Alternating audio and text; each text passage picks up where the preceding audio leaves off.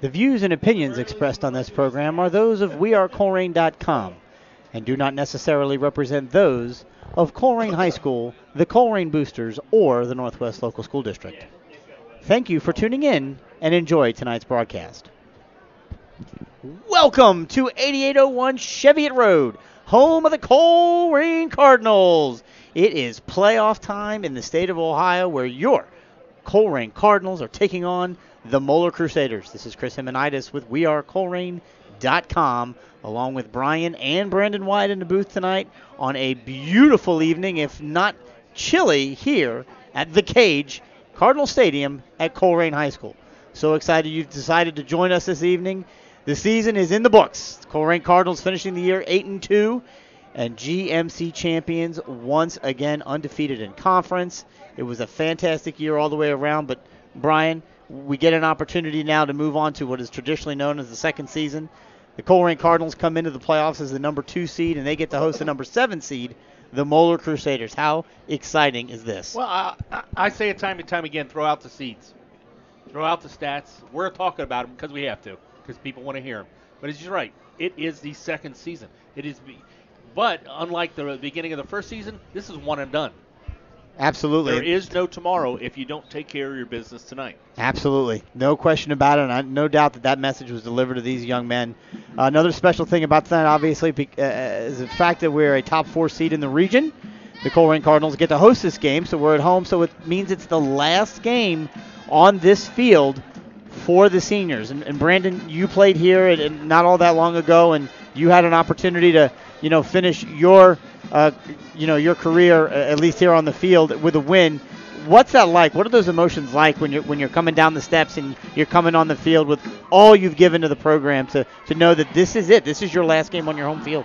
It's 4, sometimes 7, sometimes 12 years, kind of culminating in this single moment. You realize it's the last time you get to come out on this field, and that's what I think this is the time when it really hits you. Each one of those times you come up those steps after practice, you realize it might be the last time I get to come up these steps to and fro practice, and it really hits you, the immediacy and the do or die nature here in the Ohio State playoffs. But is that more pre-game, after game, during the game? It's an afterthought. You have no idea when you're playing. We're going to go ahead and pause here just for a minute while the Colerain band performs our national anthem.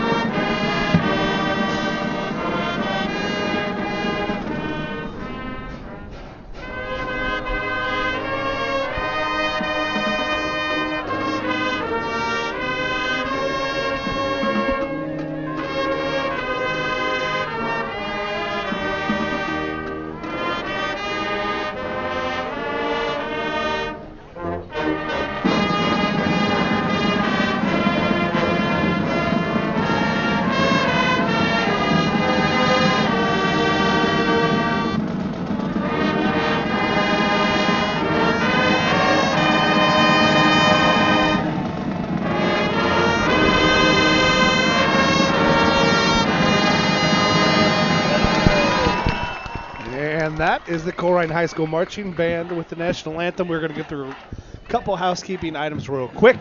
As by Ohio High School Athletic Association rules, no live game footage tonight for the Colerain Cardinals. All television rights are to that of Spectrum Sports. And we will have a replay of this game. We are working in conjunction with Waycross Community Media. Can't show you live video, but we will have it tape delayed, and we'll have your playback time later on this evening. And as such, at some point around Probably about 6.5 more minutes. And about the 5-minute mark, we will have to do a soft reset for the Waycross broadcast. So that being said, let's talk a little bit about this Moeller Crusader team. So You hear Moeller Crusaders and immediately you think GCL, you think 5 national championships, 9 state championships, 27 GCL championships. I mean, they got it all. Moeller is up there in terms of history and tradition as much as any school in the entire state of Ohio, if not the entire country. There's no doubt about it. However, history and tradition don't get you points on the field.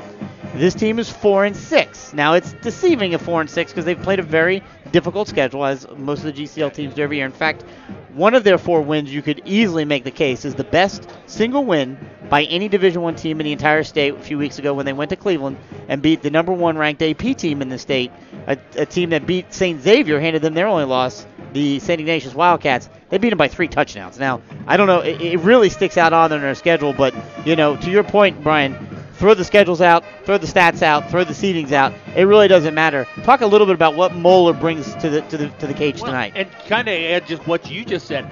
9 of the teams that they played on their schedule made the playoffs. So I mean, they went through a gauntlet to get here. And the only team, go ahead. The only team that didn't make the playoffs was Elder, who missed out on the playoffs to this Moeller team, or into Fairfield by about fractions of a point. Hundredth of a point behind the Fairfield Indians. So Moeller, as we said, comes in 4-6, 0-3 in the GCL South. Their last game, they lost to Winton Woods, 14-35. But Winton Woods is, even though they're Division II, say one of the top teams in the state. These 2 teams have met 13 times in the past. Colerain leading that 6-7. And when I look the all-time scores, 21-20. 1 point average on the different in all the years that these 2 teams have played. Colerain actually has a winning record against Moeller, which not a lot of teams can say. They've got 13 meetings all time. Colerain 7-6 versus Moeller. To your point, 21-20 being the average score between these 2 teams. Unbelievable. And that's the first couple games were actually towards the end of that Moeller 80 dynasty. They actually came here. It was kind of a big deal. A couple in the late 80s, 88, 86, 87 was a really big deal. Because it was vaunted Moeller, and Colerain they were good, but they're just Colerain. Right. And Colerain came and beat that vaunted Moeller back-to-back years here at the cage. And in some of the classic games, I can remember, I believe it was a playoff game here where Moeller was down 28 points in the fourth quarter. Came back, tied it up, and took it into overtime where Colerain victorious. So we were the 1 seed. That was the playoff game. We were the 1 seed. Moeller was the 8 seed. We were up comfortably. And then all of a sudden we weren't, and it took 2 overtimes to beat the Moeller Crusaders. I almost had a heart attack that night. I actually left the stands. I couldn't watch it anymore. It was unbelievable. So there's no doubt that these teams historically have played close. You say as a 2 seed, this really isn't fair that we got to take on a team like Moeller, but the Harbin points are the Harbin points, and this is where we find ourselves. And of course, we'll be updating all throughout the broadcast the other games that are going on. A little bit changed this year in the state of Ohio. All playoff games all the way through and including the state semifinals being played on Friday night, all divisions. A lot of people very split on that. A lot of people honestly very upset. They liked watching games on a Friday, and they maybe going to a game on a Saturday. Can't do that anymore, so we'll have updates on Division II games, Division I games as best we can, predominantly in the second half as we typically do, but a big night for football in the state of Ohio tonight. Yeah. And as a reminder, it is a Friday night. We cannot show live action, so yes, you will only see the scoreboard tonight during the game. The replay you'll be able to see. And remember, you can reach us in the booth on our chat page. Right there in the comment section, or radio at wearecolerain.com. If you're a Colerain listener or a Moeller listener, you're listening tonight, let us know where you're listening from, what year you graduated. If you got a shout out to a player, let us know. We're here in the booth, radio at wearecolerain.com. Absolutely. So we're about 2 minutes away from our soft reboot with the Waycross broadcast, and again, that will be available later. We'll link that on our website and let you know when in the local area you can watch that. So thanks again. This is Chris Himanitis with We Are Colerain here with Brian and Brandon White. And as a reminder, we encourage you to follow us on Twitter at We Are Colerain as well as Facebook, if you're not already doing so, because we've got great updates there all the time. And before we get going, we couldn't do any of this without our corporate sponsors.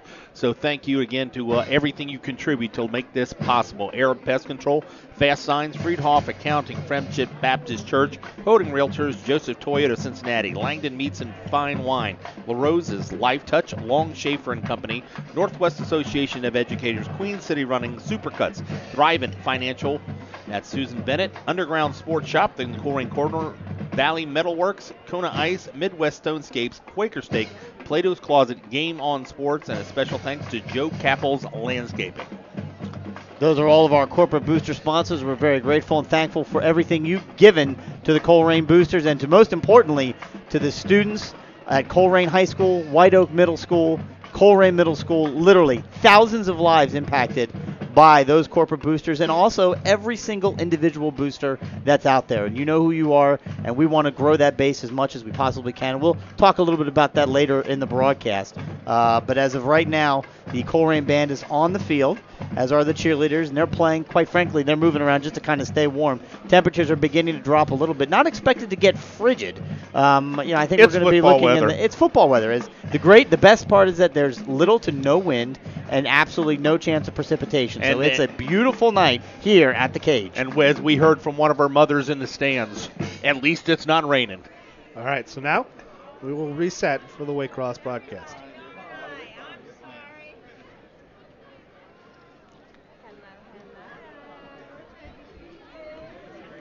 Welcome to 8801 Cheviot Road, home of the Colerain Cardinals. Tonight we bring you Ohio High School Athletic Association Regional Playoff Football action.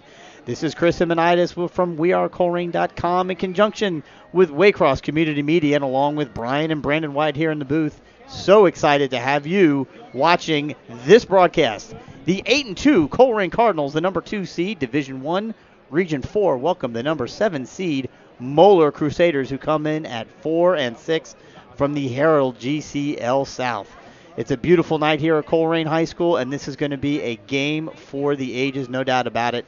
Colerain bringing their patented rushing attack with a little mix of a toss of the football vertically every now and then, just to keep people honest. And, of course, the Moeller Crusaders come in with an aerial attack where, don't kid yourself, they're going to throw the ball, and they're going to throw it around a lot.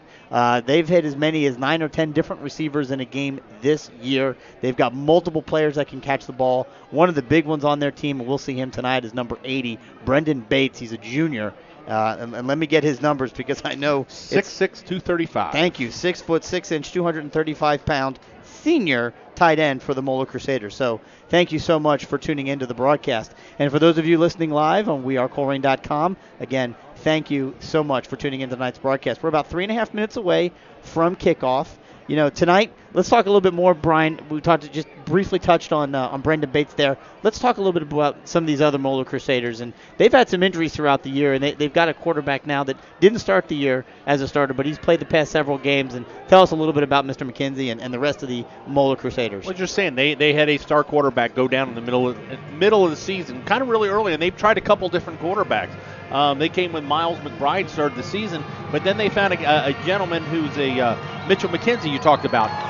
You'll see him. You don't see a traditional quarterback number. He wears number 89. He was a wide receiver, played some quarterback as a freshman, probably the better passer, a good athlete. They brought him in, and Moeller as a team, 1,716 yards passing, balanced attack, and he'll be throwing mostly his leading receiver, R.J. Cahoe, a speedster, 42 catches, 10 yards a carry, 418 yards, and Jack McCracken, 6'4". He's going to be a presence in the middle at 412 yards. He's averaging 17.9 yards a catch.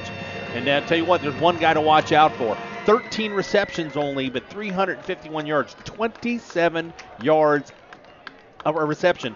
Eric Wills. I mean, they'll throw the ball. It's going to be up to Colerain and their undersized defensive line. And this is probably one of the biggest mismatches in size-wise that Colerain has faced. Moeller predominantly always has a huge offensive line, and this year's no exception. They're going to be giving up almost 100 pounds a man on the defensive line. But Colerain's going to be, what they do, rely on their speed, quickness, and film study. So down the offensive line, it looks like it's from there two deep, 225, 280, 235, 300 at right guard, and 215 at right tackle. And again, the tight end, 235 on the end as well. And Colerain's defensive line, they have one guy over 200. That's the way it's been. That's the way it's been all year. And it's driven an 8-2 mark. Here come the Moeller Crusaders out on their field with the emblazoned blue and gold. They are in their white tops.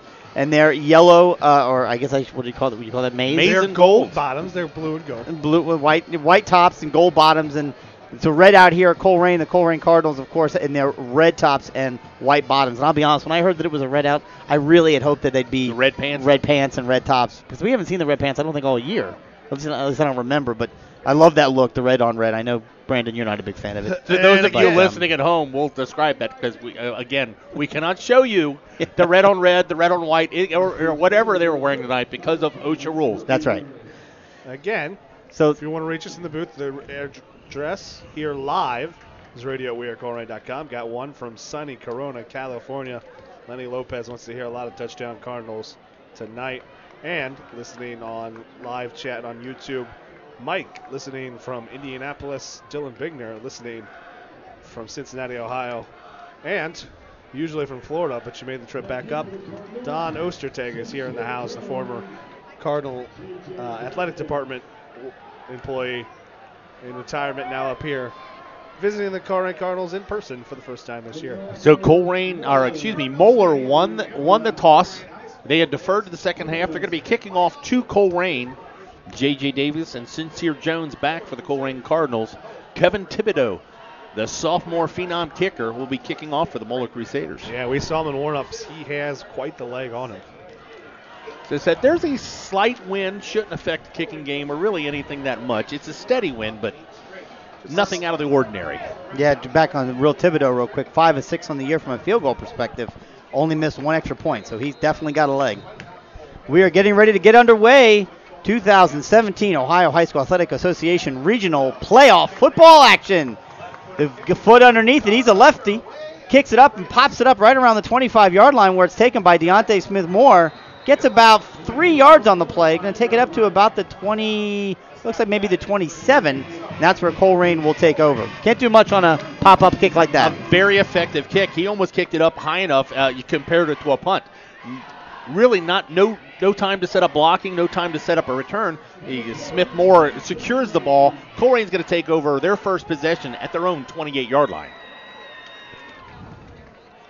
Starting for the Colerain Cardinals across the front line, TJ Ganella, Jacob Davis, Ace, Aaron Schwender, Rusty Feth, and Nick Kroger. Of course, Gunnar Leyendecker in at quarterback, Ivan Pace Jr. at fullback, Javon Hicks, Luke Ponting at receiver, J.J. Davis and Sincere Jones also in the backfield.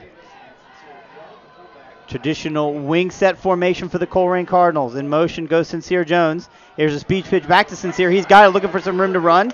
He's going to get positive yardage, take it out past the 30-yard line. He's going to pick up about 5, maybe 6 on that first down play. And nothing fancy there from the Cardinals. Just Moeller forces the entire set there. They get the fullback and the quarterback force the pitch early. Sincere Jones uses the J.J. Davis block, finds some space, and picks up 6 yards. Yeah, Moeller, good size up front. Player to watch, Ryan Mullaney. He's a beast. He's a junior at 235 pounds, a disruptor. They're going to try to move him around and disrupt this option. Gunner under center, takes the ball, hands it off right over the middle. And he fumbled it. Looks like the ball was on the ground, and then Moeller comes up with it. It's that aforementioned Mullaney. So that's exactly what the Cardinals don't want to have happen here early. They turn the ball over, and Moeller will take over. First down and 10 at the Colerain 33-yard line. Didn't really see what happened. It really kind of wasn't in a mesh, or there was a pile of bodies right there, and really didn't see what caused the fumble or what it was. But either way, it's given up. Moeller, great field position. They're going to be at the Colerain 33. So great starting field position for this Moeller. My God, look at that offensive line. That's unbelievable. I say that to a bunch of folks who just have to listen to it, but they're just huge. Yeah, that's what they are. We face them every year. So shotgun formation, 3 wide receivers. Yep, 24 in motion. There's a handoff right over the middle. Met in the backfield is Colin Thurman by this Colerain defense and driven backwards. I think they're going to give him maybe a yard on that. Maybe not. They may. That's a have him kind stuck spot there if they gave him that many, but Yeah. still just gets back just past the line of scrimmage. Nope. Yeah. It's at the original line of scrimmage. About a half a yard they're going to give him. Tackle there by a guy who's missed some time this year, Eric Phillips, who hurt himself earlier in the year, a shoulder injury. Kind of been in and out of the lineup. He's missed the past 3 weeks. He makes the tackle on his first play tonight. Snap back once again, handed off to Colin Thurman. Found a little bit of running room in the middle. Gets it down to about the 27-yard line. So good run on second down that time. It'll be 3rd and mid-range for the Moeller Crusaders. So Moeller trying to look like establish the run right away, take advantage of their size, and they're running straight at the Colerain Cardinals. No real pulling guards, nothing really fancy. They're going shotgun formation out of the pistol, but they're just running straight at them. And they're using the trips to the left to kind of really open up space and try to spread the Cardinal defense out. So 3rd down and 4 at the Colerain 27. Thurman lined up in the backfield next to the quarterback. He takes the handoff. He gets it in the backfield, and he's met immediately and taken down for a loss of yards. Back to the 30-yard line. 3-yard loss on the play. It'll be 4th down for the Moeller Crusaders. And we talked about Eric Phillips coming back off of injury. It's a big move for the Cardinals because it allows Ethan Stout, who's been playing linebacker in his stead this almost entire time, to move down the defensive line, giving them, like unusual for most teams, not for the Cardinals, the linebacker moving down the defensive line increases the size, he gets penetration, and makes the play. It sets up a field goal attempt for Thibodeau.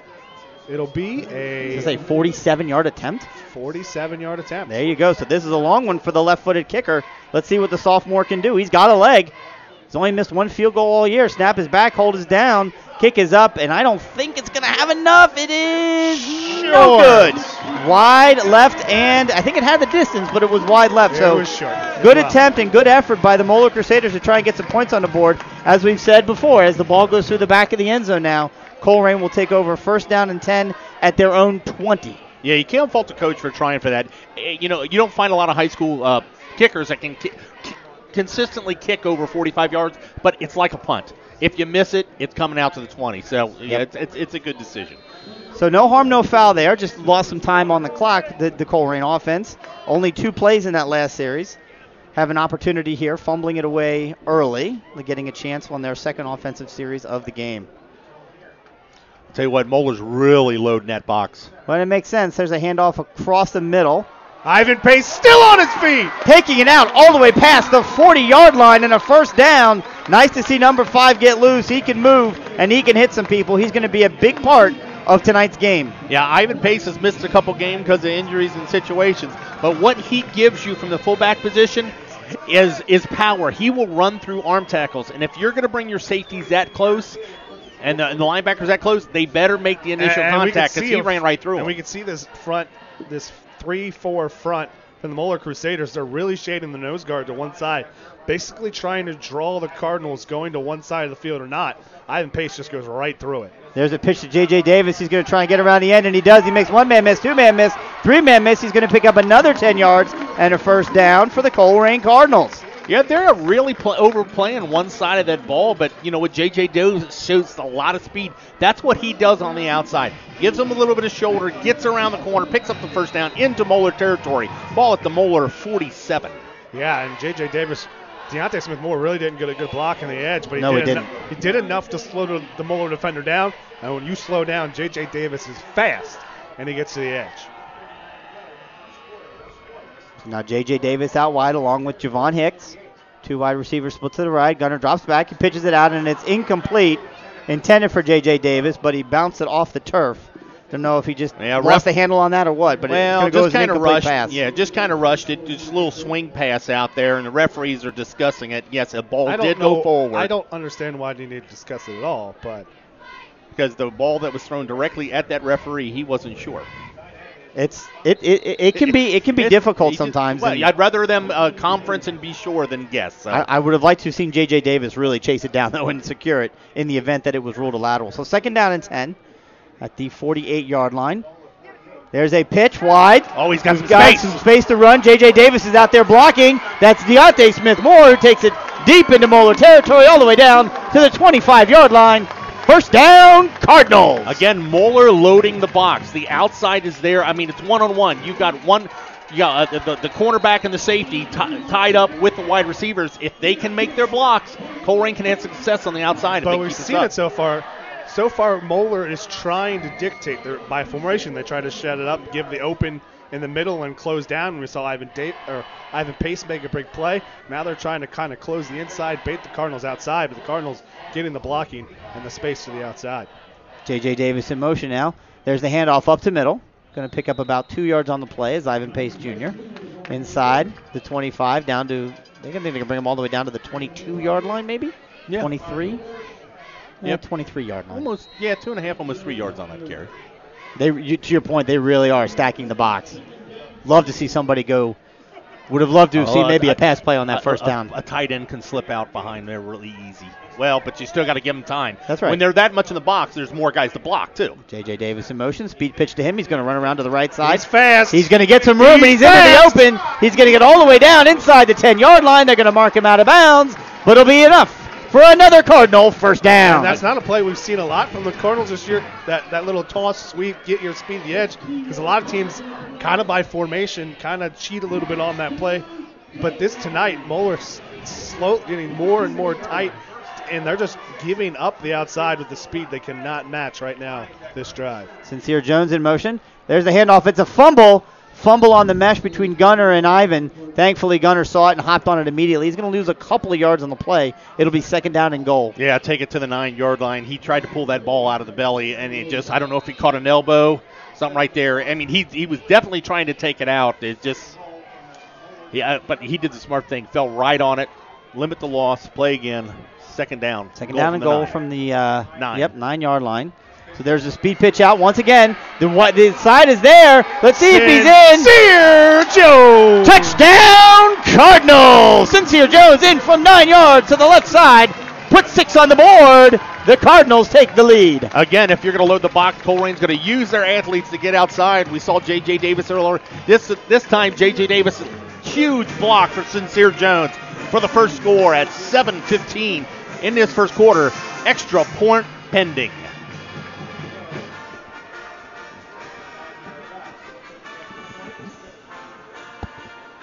That is not the band.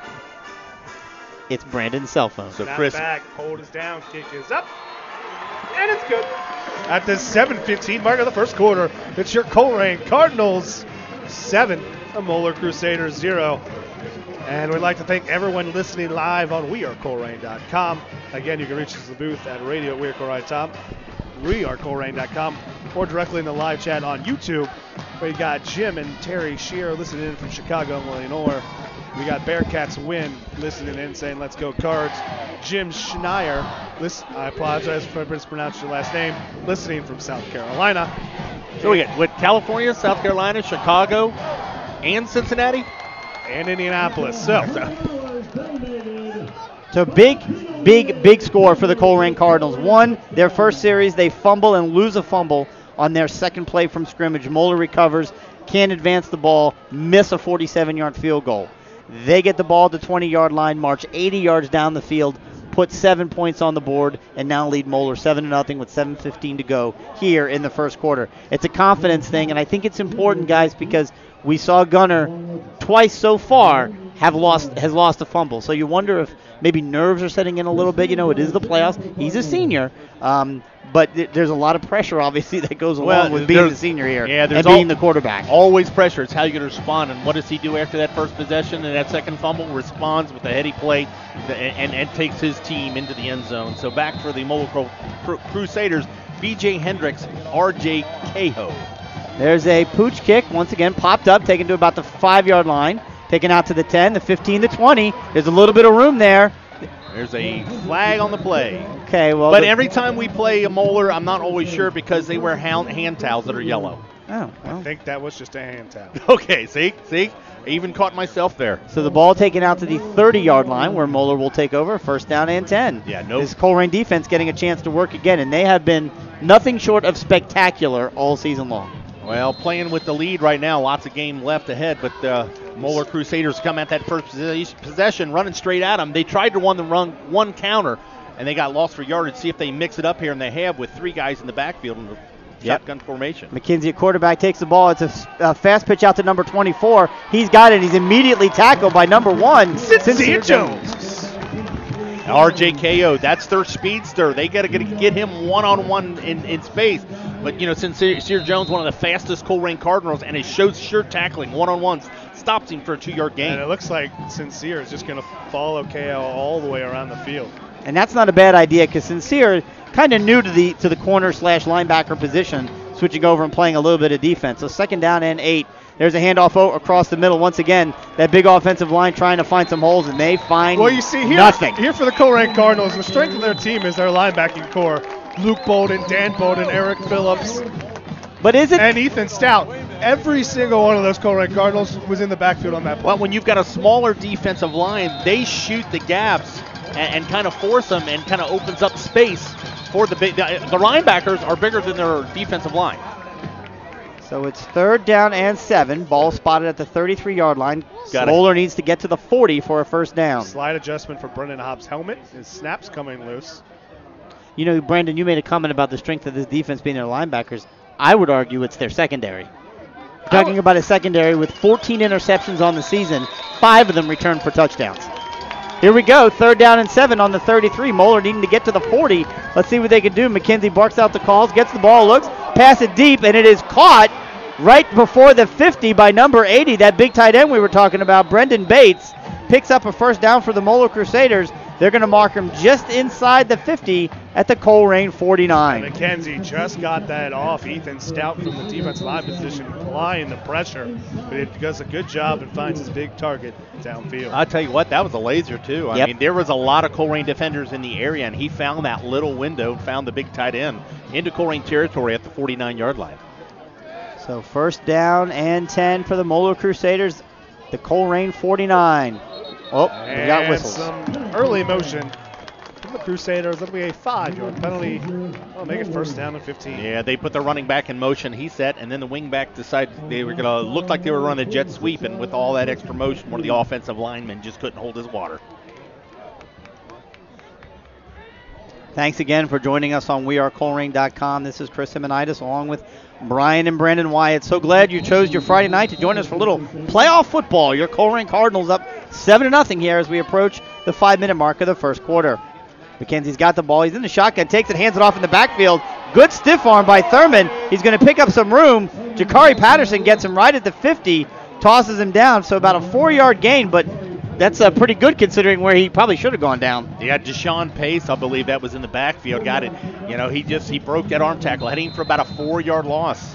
Yeah, and there was 2, and it was Thurman broke 2 tackles. He had the initial stiff arm again. Ethan Stout in the backfield. Stiff arms off of him. Broke the Deshaun Pace, just kind of came too hard, but he did his job, forced him back inside, and Eric Phillips finishes it off. Thurman, an experienced player, a 5'10", 210-pound senior running back. So here we go in the I formation. Snap is back. McKenzie's got it. Fakes the handoff, drops back, looks the pass, throws it, and it is over the head of his intended target. It will be 3rd down for Moeller. Yeah, play action pass. He pulls it back, tries to find Jack McCracken on just a little comeback. Well covered. And he throws that into traffic. It's going to be tight. Overthrows him and just. Colerain with a substitution. They're going to bring in Rusty Pfaff as a big defensive lineman, the guard. And they brought in J.J. Davis and Deontay Smith-Moore as extra linebacker/DBs. I don't really know what you call them. Eric Phillips, Dan Bolton got their hands down. They're going to come from a defensive end position. So this is an interesting look. Haven't seen this. 3 rush. A little bit of pressure in the backfield. There's a pitch out That's wide. A lateral. And it's That's incomplete. A lateral. It was a lateral, but we'll see if he secured it before he went inbounds. I don't think he did. did. He did not secure it, but it will be a 6-7 loss. Yep. Colerain Cardinals, Eric Phillips did everything but get the quarterback. I'm pretty sure he got held, but it didn't matter, and he forced McKenzie. Great coverage downfield. He's got to throw it to the outlet, but the Eric Phillips pressure forces an errant throw that goes backwards 7 yards, and the pressure forces a loss, and it'll be Moeller punting the football. Yeah, Javon Hicks was set up at about his own 15. Thibodeau back at around his 31. Snap is back. He's got it. Not a whole lot of pressure. It's a good punt. Wavers a little bit. Fair catch called right inside the 20-yard line. And that is where the Colerain Cardinals will get their 3rd offensive series of this first quarter, leading 7-0. Yeah, not the longest punt there by Thibodeau, but he gets plenty of air under it and forces a fair catch from Hicks. Yeah, anytime that you can get a kick without a return, you've done your job well. And thanks to everybody from Waycross Community Media that's helping us out tonight. We'll have the replay up a little bit later. You can follow it on Twitter. We'll have it up on our Facebook page. 9:79 on Spectrum TV and 8:50 on Cincinnati Bell-Fi Optics. Tuesday, the 7th on 11, and Friday, the 10th on 10 a.m. That's a whole litany of numbers that nobody's going to remember. Exactly. Don't listen to me. Go read it yourself. Yep, we'll get it up. Don't worry. Here we go. J.J. Davis in motion. Gunnar Leyendecker takes the ball, hands it off to Ivan Pace Jr. He's going to pick up a few yards on the play before he's taken down. And so far, Moeller's done one of two things. They've either said, let the fullback beat us, or let the pitchback beat us. Pitchback has done that. Ivan Pace picks up 4. We really haven't seen them force Gunnar Leyendecker to keep the football. Yeah, Gunnar hasn't passed, and he hasn't had an official rush. Oh, you're right. One completion. That's right. That was not a lateral. One incompletion, and he hasn't kept the ball to run it. So there we go. He's got it now, and he's going to pitch it out wide. Let's see if he can make a man miss. J.J. Davis does. He picks up positive yards. Gets knocked out of bounds by number 84. Put his hands right into J.J. Davis's helmet. And that's how he tackled him. But either way, it's enough for a Cardinal first down. Yeah. Eric Willis there with the hit on the sidelines. Some of the Colerain faithful wanted maybe a late hit. J.J. Davis initiated that hit on the sidelines. He did. It was a good clean hit. He got right back up. Yep. And it's a first down for the Cardinals. The ball spotted at the 31. The more we keep this defense out there, the more tired they'll get. And all of a sudden, those wide angles become a lot easier to run. Only one wide receiver split out wide to the left. Gunnar takes it, rolls around, looks to keep it himself, and he does. And there's an opening. Gunnar Leyendecker, the senior quarterback, takes it up to the 45-yard line. It's another Colerain first down. Yeah, this time you said he hadn't run it yet. I guess he was listening to you in the booth. This time they overplayed the pitch man, and he does a great job taken down by Joe Tepfer, but not after another Colerain first down to the 45. I had no idea why you were signaling me to talk. Now I can understand what you're trying to say. He's pointing at me in the booth. Like, why are you pointing at? Oh, yeah, because I was right. See, I can tell you. He's trying to admit I was right. When you're all right sometimes, son. Yeah. So first down. Oh, whistles. And a timeout. An official's timeout. Yeah, oh, no. the play clock was going to go down from the sideline. I can't tell if Bolden is upset with Leyendecker or the ref. Yeah, he's upset with Leyendecker. Yeah. He says you got to look up at the clock. You got to know what it is. Yeah. It didn't seem like that took a while. I don't know if they just placed the ball quickly and these referees are getting, setting a good pace for the game. But it is. I mean, you've got the big 25-second clock in the end zone. So, it'll be the first time out of the 3:14 mark. And with that, I'd like to take a minute to remind all of you who are watching that we couldn't do what we do without the help of the Colerain Boosters. They fund our equipment, they fund our website fees, they fund everything that we do, and that's just not some nebulous group of people. Those are the people of Colerain Township. Those are the alumni and the parents and the fans of Colerain High School, Colerain Middle, and White Oak Middle. And I want to point out to you a little widget in the upper right-hand part of your screen. It's a little circle with an eye on it. If you click on that, you're going to see a little window pop open and give you an opportunity who are listening and watching tonight's broadcast to donate to the Colerain Boosters. And I strongly encourage you to maybe think about tossing $5 or $10 our way. Every little bit helps. We're thankful and grateful for anything you can donate. Gunnar Leyendecker back under center for the Colerain Cardinals out of the timeout. There's a speed pitch once more to Sincere Jones. He makes one man miss, gets past the 50, stays on his feet, into Moeller territory, and he's going to have enough for the first down. He's right at the 45. Yep. They're moving the chains. I know the young man. He's fast. I know the young man knows how fast he is. But he did this little hesitation move to try, on the edge there to try to get by. He's faster than that guy. Just run. And he's gone for a touchdown. Coming from a former offensive lineman who did not have that speed. Gunnar takes the ball, hands it off across the middle once again. Ivan Pace. Yep, trying to get some room. Still not down, but they'll blow the whistle. Yep, going to pick up 3 yards on the play. So I appreciate the need absolutely there to continue to try and take that ball up the middle a little bit, soften the middle of that line, keep those safeties in, allows those big runs to the edges to work. Moeller sideline not happy. They're trying to wonder. The referee walked it back up about 3 yards because he's like, that's where the play was blown dead. Just because Pace ended up 3 yards back. He never went down, and as a forward progress, picked up 5 yards. 3-yard gain on the play. Snap is back. Gunnar takes it, hands it off once again. Going to pick up another yard on the play, out to about the 41 it looks like. I know you want to give them time for the forward progress, but a little slow with the whistles right there. But as long as they're consistent, I'm fine with it.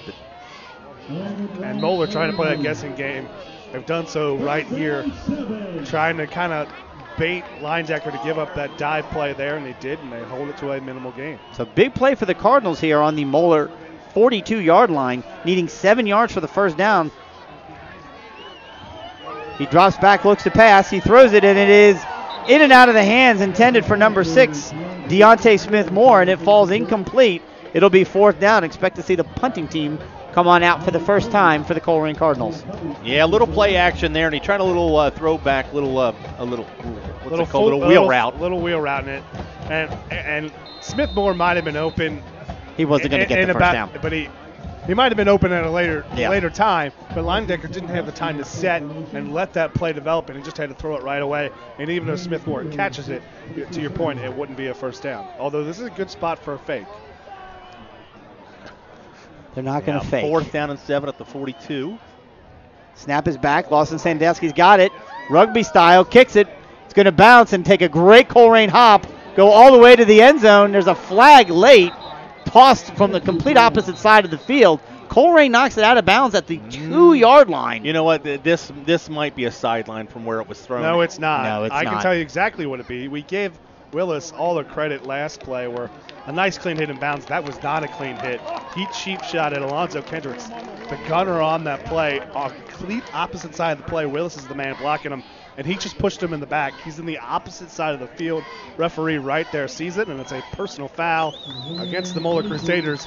Half the distance to the goal from the 2-yard line. That'll be the 1. We'll put it at the 1-yard line. So pretty smart play by the Moeller Crusader, knowing that even if it's a personal foul, there's almost no impact. It's a smart, dumb penalty. No, it's neither. It's a mental mistake which only cost him a yard, but it's a mental mistake.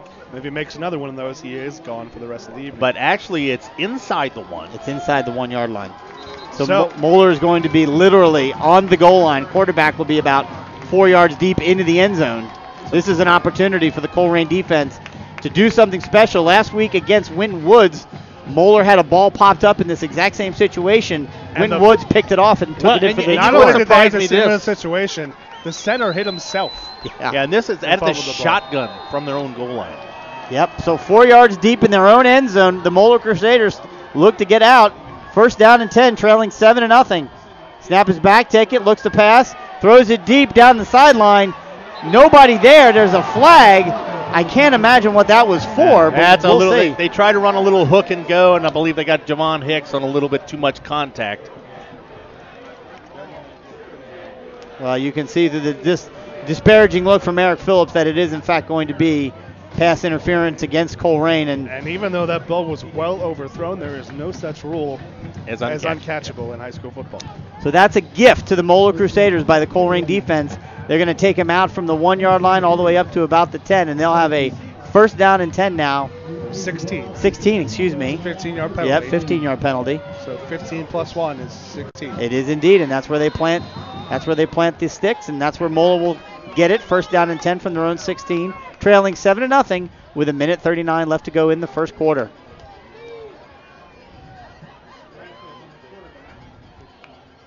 Snap is back. There's a handoff right across the middle. Good initial burst by the tailback. Going to pick up about 3 yards on the play. Yeah, that's Luke Bolden on the tackle. Good push from that offensive line. They made the holes that time. It's a 5-yard gain. You know who didn't like that pass interference call? And not a man I want to upset. Former Colerain Cardinal safety and UC safety Andre Jones, who's now a Colerain Township police officer right outside the window. He didn't like that call. So 2nd down and 5. KO in motion, takes this handoff, goes around run. He planted his foot. Reverse field, tried to go the other way. A little bit of room over there, but Jakari Patterson wraps him up, and he gets cleaned up and taken out of bounds for a loss. Yeah, they tried the jet sweep there, and Colerain was all over it. I mean, he barely got the ball, and there were 3 Cardinals there ready to greet him. He reversed the field, and it looked like he had speed to get to the outside. He is their burner, but stayed home. Jakari Patterson. What should have been what was a 5-yard loss? It was only 2. It's only a 1-yard loss. It'll be 3rd down and 6 for the Moeller Crusaders. The defense holding tight here. They can prevent a 1st down here. Cardinals will get the ball back. Good field position. McKenzie claps his hands, takes the ball, fakes the handoff, pitches it across the middle. It is caught. It's going to be enough for the 1st down. Once again, that huge tight end, number 80, Brendan Bates, is going to take it out to about the 30-yard line. First down, Crusaders. And number 86, Austin Bradfish, in at quarterback, does a good job. Cardinals brought Deshaun Pace in the blitz from the outside. Bradfish finds the tight end who kind of just sat down in that space right where the blitz came from. What is it about us playing GCL teams and them switching their quarterbacks halfway through the first quarter? And that'll be the final play of the first quarter after 1 quarter of play here at Colerain High School. It's your Colerain Cardinals 7, the Crusaders of Moeller 0. I'd like to thank everyone listening live on wearecolerain.com. Take this time to thank James Shearer, Mark Strong, TJ Strong, Jeno Strong, Mark Strong, all listening from Columbus, Ohio. Ricka Lane, Tanya Williams, Dennis Wilmus. Sure, Tanya Williams. Tina and Dennis Hogel listening from their backyard. Didn't say where the backyard was. And former Colerain Cardinal wide receiver, a guy that could show some of these Colerain Cardinals how to block on the edge, Rico Booker. I don't think Rico had 4 catches on the year, but he's the hardest working wide receiver that has ever played this. I'm glad you brought him up, and it's good to hear from you, Rico. It was always fun to watch you on the edge. You were an extra offense. We called you guys the wide guards back in the day, but Rico Burker, a very hard-nosed, unselfish player from the Colerain past. Got an AWMS listening in from Westchester, Butler County. So Moeller's first down, ball spotted at their 30 as we start this second quarter. You know, Moeller runs some interesting formations. They run the shotgun, and they almost have 2-3 tight ends and a fullback, kind of hybrids there. Yep. This time they've got a bunch of 3 wide receivers split out wide to the left. Single set back in the shotgun. Hands the ball off over the middle. Good pursuit by the Colerain defense. They're going to pick up about 4 yards on the play. Again, that's just the size of the offensive line for Moeller, kind of pushing a little bit. But, you know, kudos to the linebackers at Colerain. They're filling those gaps quick. Colerain Cardinal down on the play. It appears to be Brennan Hobbs. You know, Brennan Hobbs has struggled the last couple of weeks with, I believe it was an ankle injury. The leading sack master for the Colerain Cardinals. Inspirational. He's not a captain, but he's their inspirational captain. If Colerain's defensive line wasn't small already, yeah, he's been starting very well for the past couple weeks when Phillips has been out playing D-line. Tanner Real.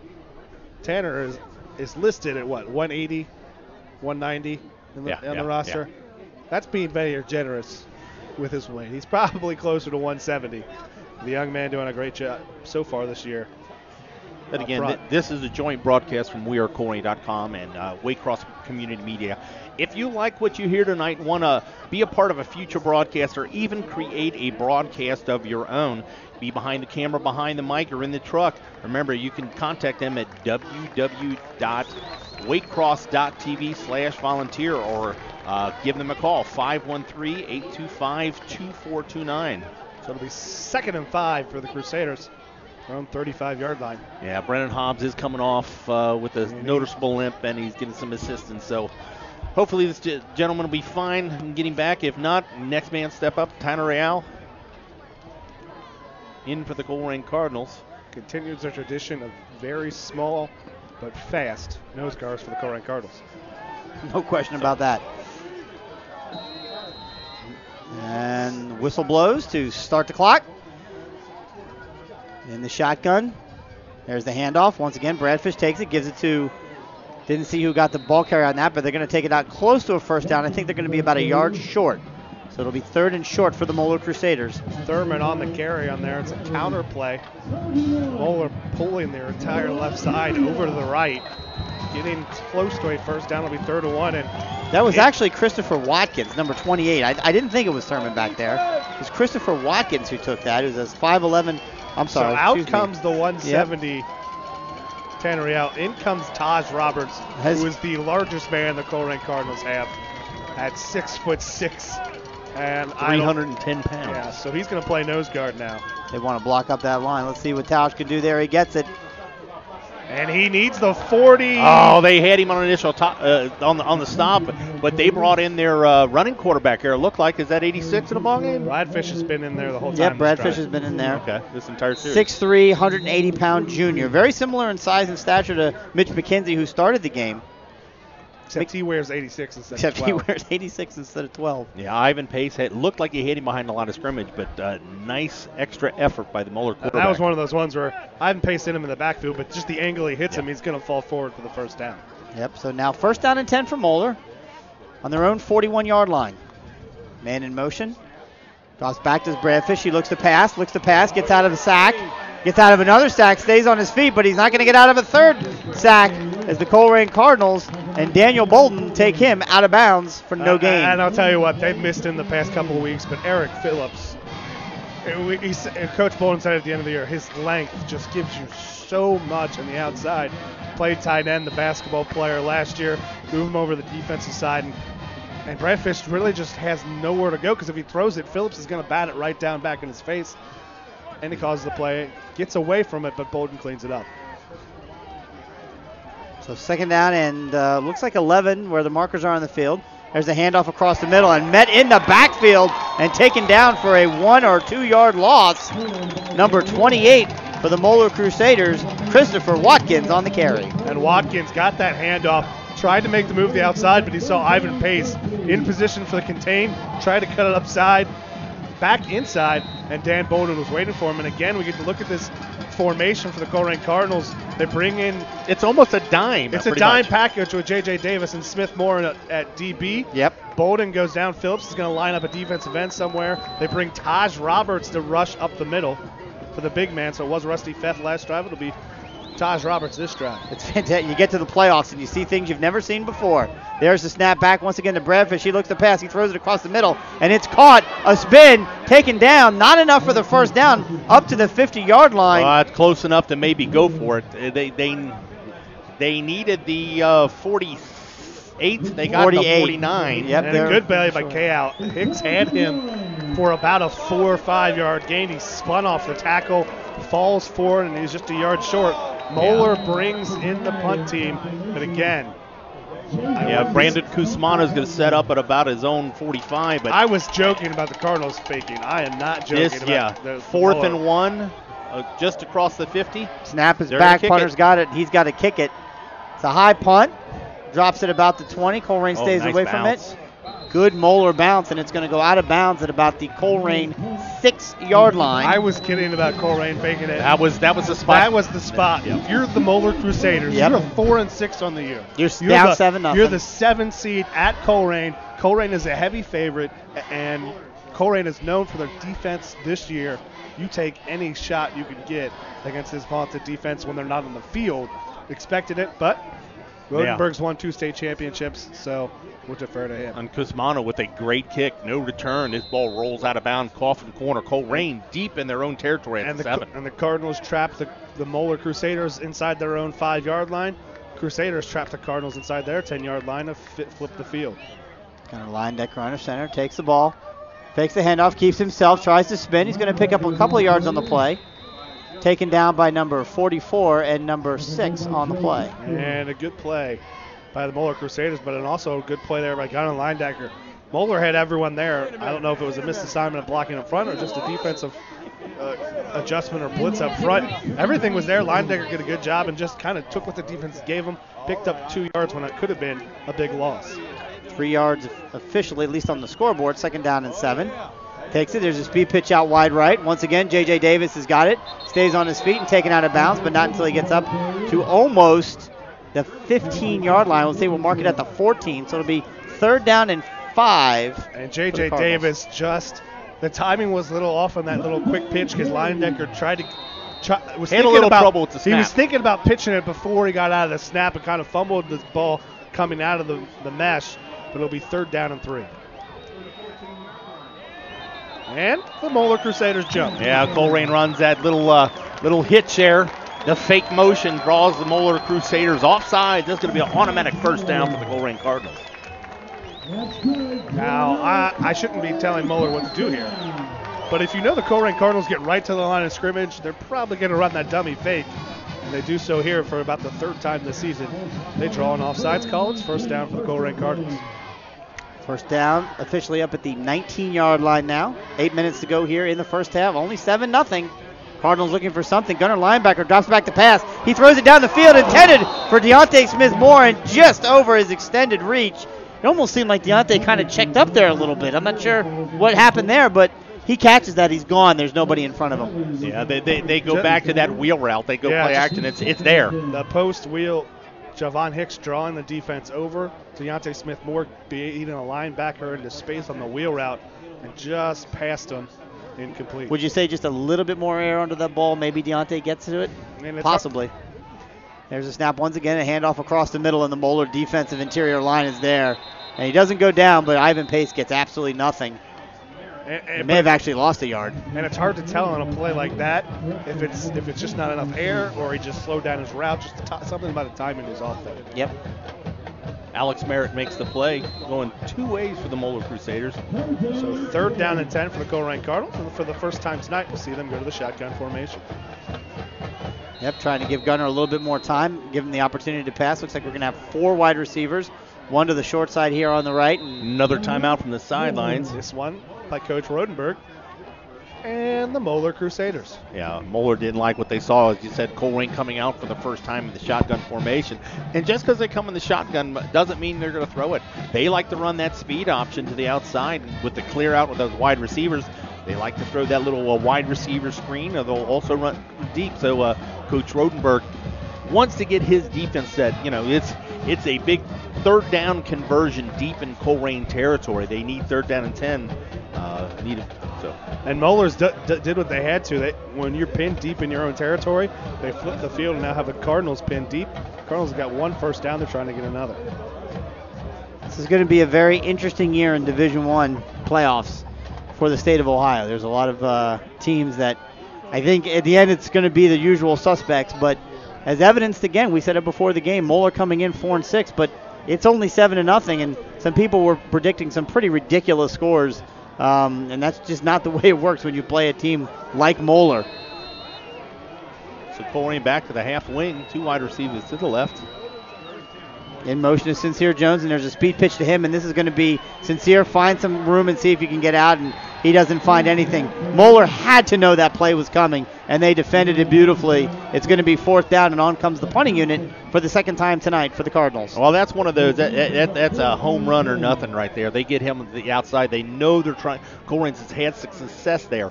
This time the Moeller Crusaders get off the blocks and force him out of bounds. So they're going to bring in Austin Sandusky, your kicker for Colerain Cardinals, going to set up at the 5. Lawson had a really good punt his first time.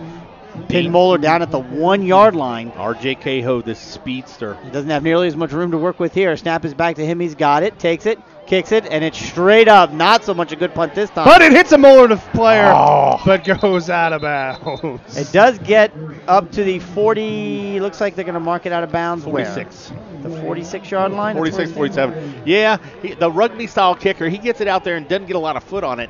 And I tell you what, the Moeller, they were coming. Well, they were coming, but when you're on the return team, you're blocking your return team, there's usually some key word that they yell. I know Colerain traditionally yells poison, get away from the ball. Yeah. That ball did hit a Moeller Crusader and was kicked out of bounds. Probably got an extra 3-4 yards on that kick. But so Moeller, good field position, down 7.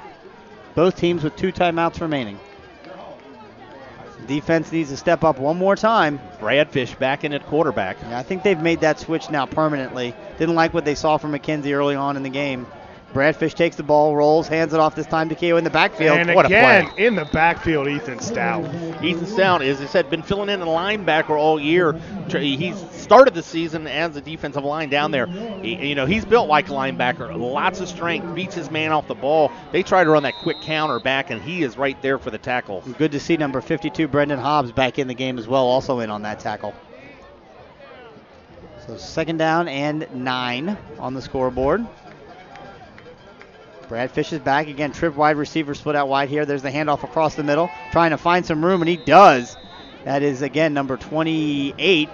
Takes it out to the 40-yard line of the Colerain Cardinals. Well, actually, they're going to mark him down and back at the 42. He fell down and kind of did that little skid on the ground for those extra yards. All right.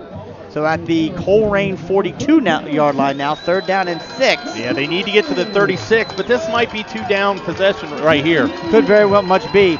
I think Moeller's converted their last 2 3rd down plays look for Brendan Bates, find him on the field. Well, look, I mean, they've got, I'm not sure, we've got a number that's not listed in the roster for the Moeller Crusaders, 87. They've got another tight end almost just as big lined up in the fullback stage. And we've got a timeout, Moeller. So, Chris, we've got 2 rosters and a 2 deep from Moeller, and we do not have an 87. That's the both. I mean that roster that you've got hanging up. That's from the official Moeller game guide. That's what they sent, and then the other roster is what I took off of GCLSports.com. And 87 is not on either one of them. 87 is not on either one. Well, you know, maybe conspiracy. Maybe they had a last minute. Well, transfer. you know what? You know, and my son wearing 4 different numbers in one game in his playing day. You don't know if it's a guy going both ways who needs an eligible number. That is correct. That's what he's doing. If you recall last week, number 43 for the Colerain Cardinals had quite a game at quarterback. Yeah, Leyendecker got blood in his jerseys. Exactly. So a 3rd down and 7. Need to get to the Colerain 36. Brandon is feverishly writing down scores from other games, and we'll have those for you during halftime. So 3rd down and 6. Brad Fish in at quarterback. Snap is back. He picks it up, looks to pass. Got some time. Now he's rolling. Throwing, and it is incomplete. Yep, they were saying the ball hit the ground. It was nearly intercepted, but the ball is said to have skipped off the ground. Incomplete. And again, a dangerous area. At the ball at the 47, you need 6 yards. It's at the 42. Or 42. They have brought... But it is a very... this is not... Yeah, I'm surprised they didn't run the ball there. I really thought that they might do exactly what you guys were saying. Two tries to get 3 yards apiece. Yeah, I'm surprised. I thought they would do that. But when you got a weapon, Kuzmana had a great kick last time. And there's another one. It's a high kick. It's going to take Javon Hicks all the way down inside the 1. He drops it. Colerain picks it up, and they're going to have it, but they're going to have it inside the 5-yard line. That's when you get it talking to. Never field the ball inside the 5-yard line. You take a chance on that ball bouncing. You don't even fair catch it there. You don't even touch it there. If that ball is going to land inside the 10-yard, you let it hit the ground. He's going to get yelled at. Yeah, I know. Coach Bolden already had a preliminary conversation. I didn't see. He got bailed out by one of his teammates. Alonzo Kendricks, who's fell been on there all year on special teams. He's biggest special teams of the year, player of the year right there. Yeah, but Colerain's last possession started at the 2, and this one again is starting at the 2. So the offense really kind of sputtering these past couple of series. They had some success early and midway through the first quarter, but have not done much since. With 5:45 to go in the first half, Colerain still leading 7-0, but really need this offense to get themselves back on track. With 2 timeouts, they've got an opportunity here to make something happen. Gunnar Leyendecker under center, J.J. Davis in motion. Takes the ball, handoff right over the middle, and once again, just nothing there at all. They're not going to have a lot of luck running right up the middle against this Moeller defense. But what it does is give them some space. Yep, absolutely. Taking a look at their defense line, 6'2", 230, 6 foot 225, 6'3", 225, 6'2", 230. Oh, and they got the offensive lineman, the 300-pounder going both ways. So. Yep. There's Gunnar, takes it, fakes the handoff, keeps himself, makes he's it sit and he's out. Gunnar Leyendecker takes the ball around in, and he's going to get caught, but he's going to get a huge run all the way down inside the Moeller 30-yard line. First down, Cardinals. When you commit that many guys to the line of scrimmage, if you miss big. Gunnar Leyendecker makes them pay. He's a huge run all the way down, and he's run down by Eric Wills, a touchdown-saving tackle. Okay, he wasn't gone, but man, that was cool. You got to calm yourself down. Gunner's fast, but he's not wide receiver fast, and you got Wills going both ways. So back under center, then they do it quickly. Handoff once again, this time to Ivan Pace Jr., taken down by number 6 after a couple of yards. And again, maybe 1 yard. For some reason, it's only when we play Moeller. I thought there was a flag on the field. No, that was the flag corps. That was the flag corps for Moeller. I saw the same thing. Yeah, we're looking across the field. Flag corps for Moeller is warming up with their gold flags, and I thought there were multiple penalties on that play. Number 6. I thought there were 6 penalties on that play. Turns out it was the 6. You guys keep talking about a flag that's not real. Okay, here we go. 2nd and 9. 2nd and 9. Gunnar takes the ball, fakes the handoff, keeps himself. He's tackled in the backfield, but he leans forward. Once again, number 6, and that's a familiar name, by the way. A fellow by the name of Sam Weich playing linebacker for the Moeller Crusaders. Never heard of him. Sam Winch? No, I think it's Weish. Is it Sam Weish Weish? is grandson of former Bengals coach Sam Weish. So after that huge run, Colerain stumbling here on the first 2 plays right out of the gate. No gain. 3rd down and 10. I might have been premature with saying he was gone. I believe being You're having tackled from flashbacks. behind. You're having flashbacks to when he was a sophomore a couple of years ago in those playoff games against Those extra X and pounds Elder. made him a little slower. Yeah, he's a little bigger. There's no doubt about it. He drops back, looks the Touchdown. pass. A guy wide open across the middle, and it is caught. Stepped into the middle, heading into the end zone. Number 2, Javon Hicks. Touchdown, Cardinals. And they faked that little bubble screen that they love so much. Moeller jumps it. Javon Hicks, stalk block, went right off of it, up, ran a posties all alone. Leyendecker just throws it softly in the air, lets Hicks track it down. He almost threw it to the hardest receiver to hit is the one that wide open. Lofts it up to him. Hicks catches it and makes the defenders who finally caught back up with a miss and takes it all the way in for 6. Snap is back, hold is down, kick is up, and at the 3:38 mark of the second quarter, it's your Colerain Cardinals 14, the Crusaders of Archbishop Moeller 0. You know, I tell you, I'm reminded of the game back in Fairfield. If you recall, in that game, Javon Hicks muffed a punt, and it did not go well, and he lost it, and I think Fairfield recovered it. And Coach Bolden told us after the game that, he's a senior, he's committed to the University of Cincinnati. You go up to him and you say, hey, look, you screwed up, it's done, we move on, because you're going to have an opportunity to make a play later. Javon Hicks coming off of just now again, making a poor decision to try and field a punt inside the 5. Thankfully, his teammate was there to bail him out. And what's he do when we get down the other end of the field? Beautiful catch, beautiful stop and run for a touchdown. Javon Hicks putting 6 more on the board for the Cards. It was a perfectly designed play. As I said, it was. They've been running that little swing pass to the inside, the slot receiver, and it was 2-on-2. Both the outside defenders just jumped all over that, and Javon just walked past. He really did. A great play call.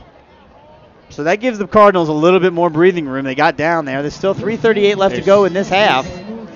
So B.J. Hendricks and KO. Mangold will be kicking off for the second time tonight.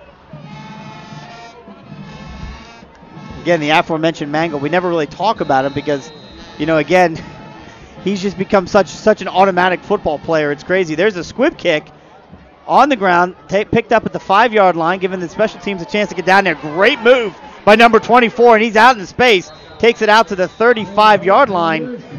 He made a great move and made a Cardinal special teamer just go flying. But at the end of the day, they do take him down, and Moeller will start off 1st and 10 at their own 35-yard line. Yeah, and one thing that I saw there is a squib kick. It kind of delays the return, but the Moeller blocking on that, it was a good run back. Yep. But give that credit to your up man. Every Colerain defender down there was blocked. Deshaun Pace makes the tackle. And Moeller's going to have the ball at their own 31. And they've sticking with Bradfish. He's had some success moving the ball. Yep, Bradfish is back in at quarterback, and Thurman dotting the I. 2 offset linemen, only 2 wide receivers. He drops back, looks to pass, throws it.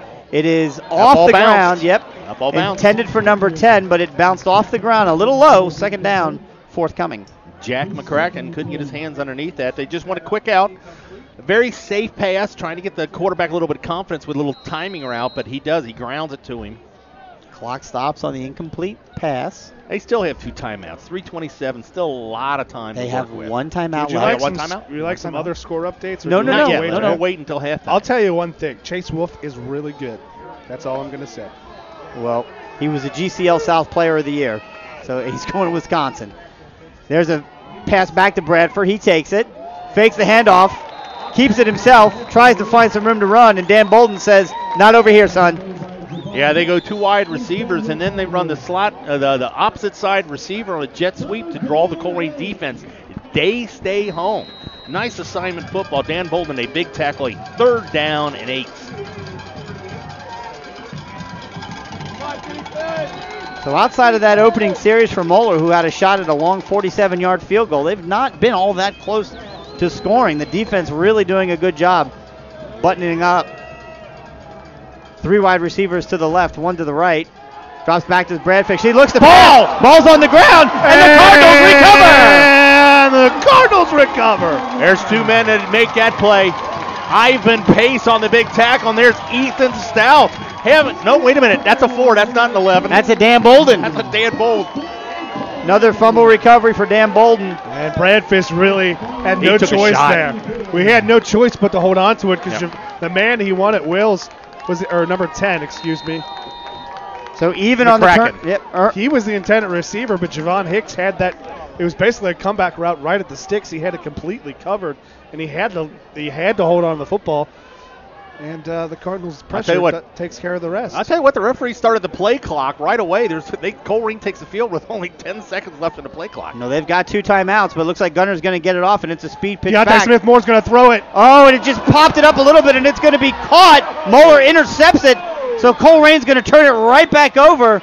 Crusaders are going to get tackled at about the 31-yard line. So it was there. That really couldn't have gone any worse. They rushed it. They rushed the play. Gunner should have called timeout. He absolutely should have. He had plenty of time as a heartbreaker. It was just a great play. Deontay Smith-Moore is not the tallest of quarterbacks, and it was there. They were going halfback pass. It was wide open, but the taller defensive lineman just got in there and made contact. He hit him as he's throwing and forces an errant pass. It was there. It's the perfect call. After a big turnover, you go with a trick play, big play over, but good play by the Moeller defense to force the bad throw, and now they're to make the interception. So just like that, one turnover and then another turnover, and Moeller has the ball, first down and 10 at their own 32-yard line, 2:29 left to go in the first half. Kind of right back where we started. Number 12, McKenzie, back in at quarterback. He's running and throwing, looking to complete, and he does.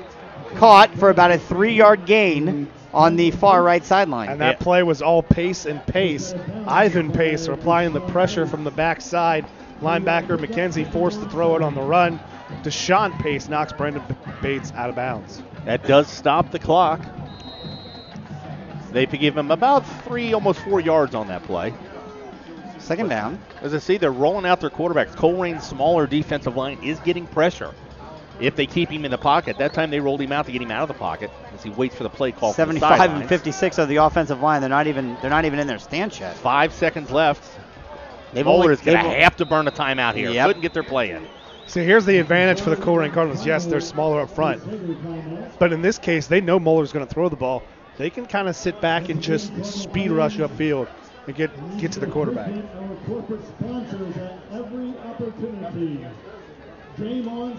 So again, just follow us, thanks again. You'll follow us on Twitter, find us on Facebook. We'll have the replay of this game later on tonight, where you'll be able to watch the video of this game. Thanks to everybody to listen at home. Remember, reach us in the booth at radio@wearecolerain.com. And remember, up in that right corner, click it, donate to the Colerain Boosters. Update.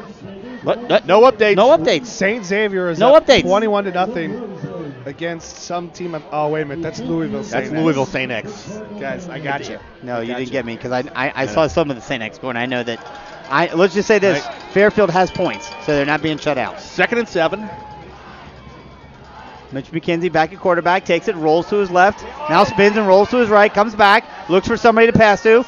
Intended for number 80, Brendan Bates. He's got it, reaches behind him, takes it into Colerain territory, and Moeller's going to get an extra 15 yards, I think, for what was considered a tackle out of bounds. Don't know about that one. There's been a couple close ones over there. He went out of bounds at the 45. That's where they're going to mark the ball. Let's see where they mark off the. The tackle was started inbounds, and it did get carried out of bounds. Don't know if they're going to call for a face mask or they're going to mark it off. Well, he's already marking it off, so. So a 15-yard penalty will place it at. It's going to take it all the way down to the 30-yard line of the Colerain Cardinals. So with 2:14 to go. They didn't signal what it was. Yeah, he did. Did they? Personal foul. Okay, I didn't see it. Okay. My mistake. So reset here. Moeller out of timeouts. 2 minutes and 14 seconds to go, trailing 14-0. By virtue of the pass completion and the 15-yard penalty, they have a 1st and 10 at the Colerain 30. Trips to the left, handoff right up the middle. That's Thurman who's got it this time. Haven't seen him in a few series. He's going to pick up 4 yards on the play.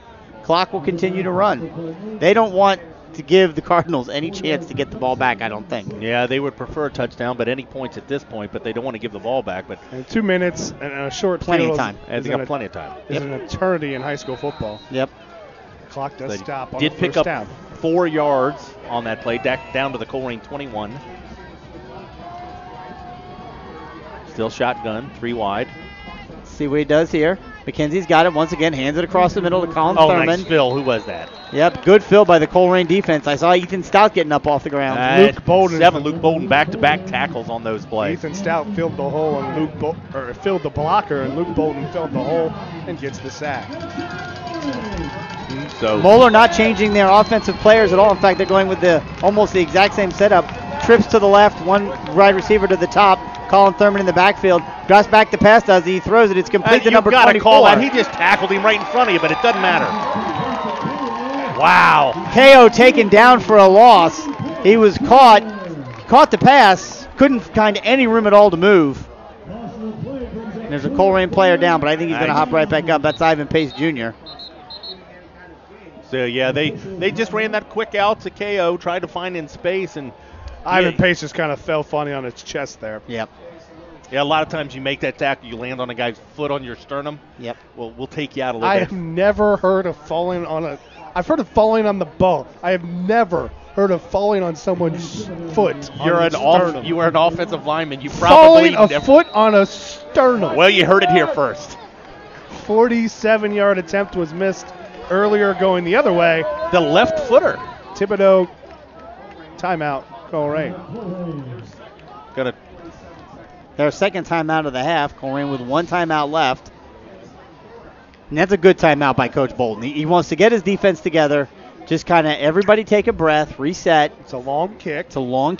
Now he does. The flags are blowing a little bit out on the goalpost that Thibodeau is going to be kicking towards.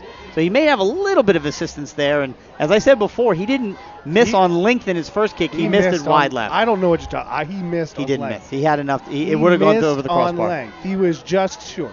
Okay. Brandon, respect your elders. Elder missed the playoffs. I don't have to respect them at all. I mean, I do respect them as a program, but I'm saying it as a joke. As making a joke, it was rather funny. I like it. We all understand what you're saying. So, fourth down. Thibodeau is back out on the field after the Colerain timeout. This would be a very impressive kick by this young man. Again, no precipitation, and it is cold, but he's a good kicker. I'm surprised is that Javon Hicks is not back in the end zone, maybe try to return this for a touchdown.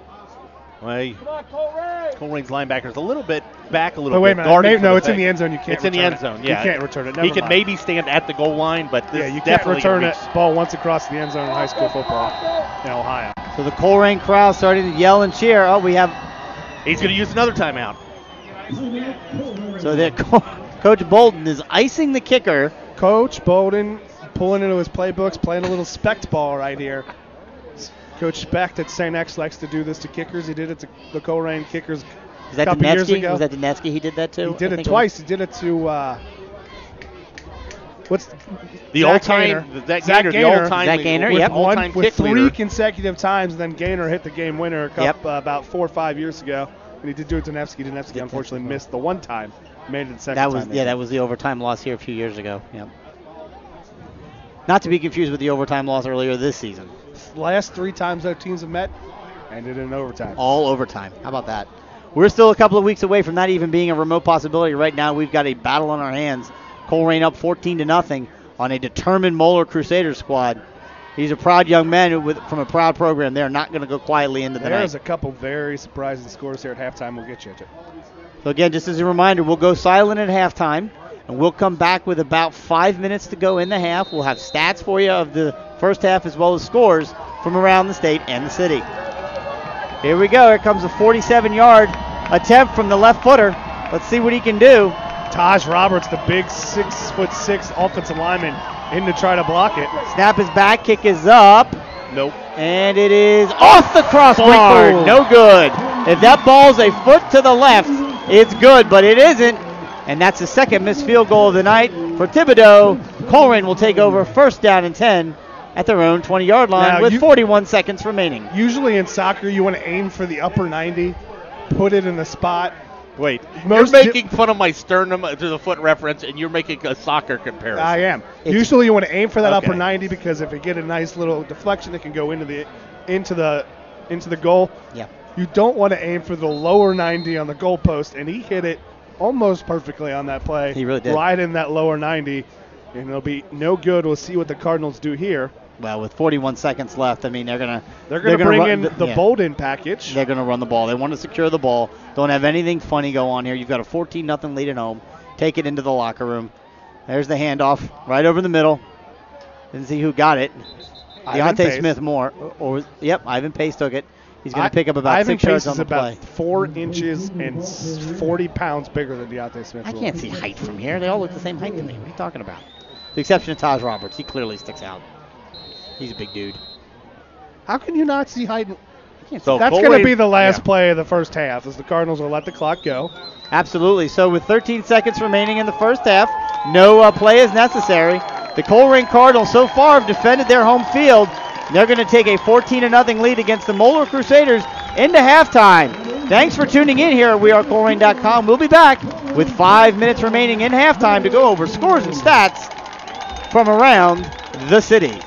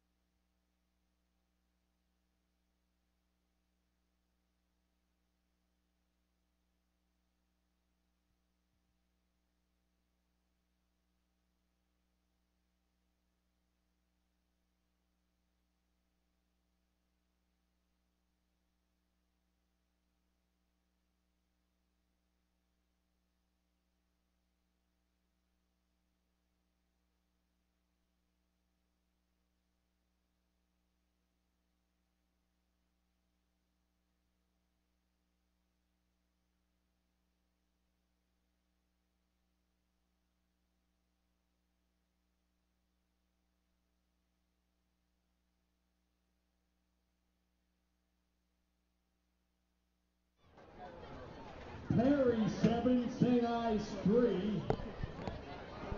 McKinley 14, St. Ed's 10. And welcome back here to wearecolerain.com for your first half stats and halftime scores. I don't know when you're going to talk and when you're not going to talk. So I'm just going to Brian Wyatt with your first half stats. All right, thank you, for the Brandon. Here we Cardinals and Moeller Crusaders. 14-0 here are your host Colerain Cardinals up on the Moeller Crusaders. Your first downs for Moeller 7 to Colerain's 10. It's been close. Moeller really not getting much going on the ground or in the air. Just 19 carries for 24 yards and 59 yards passing. That's 29 plays for only 83 yards. They've missed 2 field goals. Their only scoring attempts. Colerain, 24 rushes for 215 yards, 31 yards passing. They have also run 29 plays, but they have 246 yards. Leading rusher for Moeller, Colin Thurman, 9 carries, 24 yards. Christopher Watkins, 3 for 5. Austin Bradfish, 4 for 0. For the Colerain Cardinals, Gunnar Leyendecker with the one big 68-yard run, 5 carries, 80 yards. Ivan Pace, 10 for 48. J.J. Davis, 4 for 39. Sincere Jones, 4 for 25 and 1 touchdown. Passing for the Moeller Crusaders, Mitch McKenzie is 6 for 7, but only for 47 yards and a long of 20. Adam Bradfish, we're seeing 2 quarterbacks, 1 for 3 for 12 yards for the Colerain Cardinals. Gunnar Leyendecker is only 1 for 4, but that one was a touchdown, 31 yards to Javon Hicks. Receiving for Moeller, Brandon Bates, the big tight end, 3 for 33 carries. RJ Ko, their speedster, he's in check, 3 for 9. I tell you what, who's having good games? Your punters are having a good day. A couple good coffin corner kicks. Brandon Kuzmo, 3 kicks, 40-yard average. In all 3 of them inside the 20 for the Moeller Crusaders. Your leading tacklers, Dan Bolden, he has 8 tackles. Jakari Patterson with 6. Luke Bolden with 6. Ivan Pace Jr. with 5. Ethan Stout with 5. I don't have tackles for Moeller. Sorry about that. So scoring, the summary for scoring. Sincere Jones scores with 7:15 in the first quarter. He takes around the end, gets the touchdown. Mangold with the kick, and then 3:38 into the second quarter. Gunnar Leyendecker's pass to Javon Hicks. The extra point was good. Chris Mangold, and that's where we're at. 2 minutes left till we come out at halftime. Your Colerain Cardinals leading 14-0. Compelling and rich. Some scores from elsewhere around the state, starting locally in Region 4. St. X leads Fairfield 23-6 at Ballabon Stadium and St. Xavier High School. Chase Wolf, the quarterback for St. X, having himself a first half. He's got his receiver Andrew Whitrock has over 150 yards receiving in the first half. They connected with a Hail Mary as time expired. They lead Fairfield 23-6 at half. Milford, first time in the playoffs since 1986. They struck first against Sycamore, but 2 straight touchdowns. Sycamore leads Milford 14-7 at halftime. Mason, 13. West Claremont, first year of existence, first playoff appearance. They trail the Comets 13-0 at halftime. Elsewhere, in Region 3, the Columbus Dayton area, Centerville leads Hilliard Darby 7-0. Pickerton North leads Huber Heights Wayne 27-13. Hilliard Bradley leads Kettering Fairmont 21-14. Northmont trails Pickerington Central 27-7. In Division 2 locally, Whitten Woods has a battle on their hands with Chillicothe. They were tied at 21-21, but 3 straight touchdowns. Whitten Woods leads 35-21 at half. Harrison, LaSalle were tied 7-7. LaSalle kicked a field goal, took a 10-7 lead. Harrison driving at the end of the half is picked off with just 40 seconds left in the half. LaSalle returned it for a touchdown at half. LaSalle leads Harrison 17-7. Anderson leads Troy 20-0, and Belmont trails Sidney 26-20 in Division 2 local scores. Elsewhere around the state, St. Ignatius trails Maslin Perry, the number 1 seed in all of Ohio. Trails Maslin Perry 7-3, and they are a running team, Maslin Perry, trying to protect the clock. They're almost at the end of the third quarter, and it's still 7-3. St. Ignatius, the number one team St. in the Ignatius, state. the number one Maslin team in the Perry, the Division II runner-up from a year ago against LaSalle, moved up to Division I this year. So very small Division I school holding their own against St. Ignatius. And I'm just trying to get the score. That's interesting in that game. You've got both the Division I and the Division II state runner-ups from the prior year playing against each other in round one. Compelling. Well, that's very interesting. Interesting. Canton McKinley leads the number love you 2 pole sitter. St. Edwards, Canton McKinley 14. St. Ed's 10. Stowe Monroe Falls was leading Mentor 14-7. No way. Really? They now trail. I'm sorry, 17-14. Sorry. They now trail Mentor 28-17. Mentor known, also the Cardinals. The Mentor Cardinals known as a team. They've been to the state championship game, I think, twice. And they've lost both games, but they're known for their offense. Lost once to St. X and once to Moeller Crusaders. Home of Chicago Bear, Mitch Trubisky. Yep. Great story. Elsewhere, Centerville has just scored. They now lead Darby 14-0. Olentangy Liberty leads Dublin Jerome 35-0. CHCA leads Greenview 20-10. That's all I got. Let's get back to this game.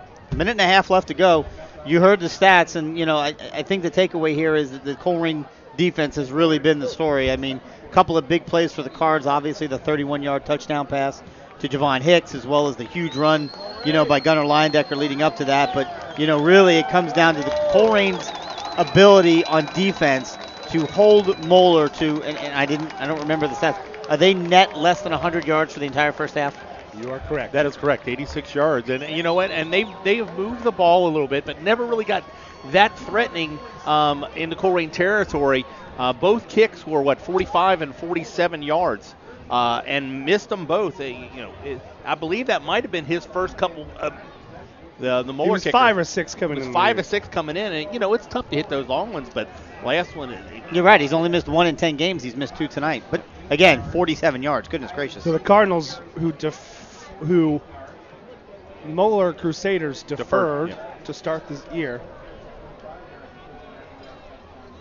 So Moeller Crusaders will start the half with the football. Again, you can reach us in the booth here live on wearecolerain.com, at radio@wearecolerain.com, and directly in the live chat. You can get a shout out to our usual Snapchat extraordinaire guru Alex Kaiser is at a wedding but can't miss it, but is listening in from Nashville, Tennessee. Get a shout out from Chris Walker listening in Houston, Texas. Go Cards. Hey, and how about the Astros? Yes, Astros won this. We get one from Emily Himonite. Yeah, that's all right. I'm not offended. Nicholas wants to tell his dad hi. Is that you going to show me the picture? I have other emails to get to. Well, that's fine, but we got time. Look at that. No, that's we my don't. son. We don't. He's about to kick off. Oh, he is? And one last one. Christian Anevsky listening. He wants to make sure it's clear. Speaking of kickoff. He wants to make sure it's clear. They won their game in overtime, not lost. No disrespect. We're all just old and forget things. Thank you, Christian. Appreciate that caught up. So Mangold is going to kick it off. And it's a squib kick. kick. That ball hit a Moeller defender. That ball's live. Yep, and they're going to just fall on it, and they're going to have it first down and 10 just inside the 30-yard line.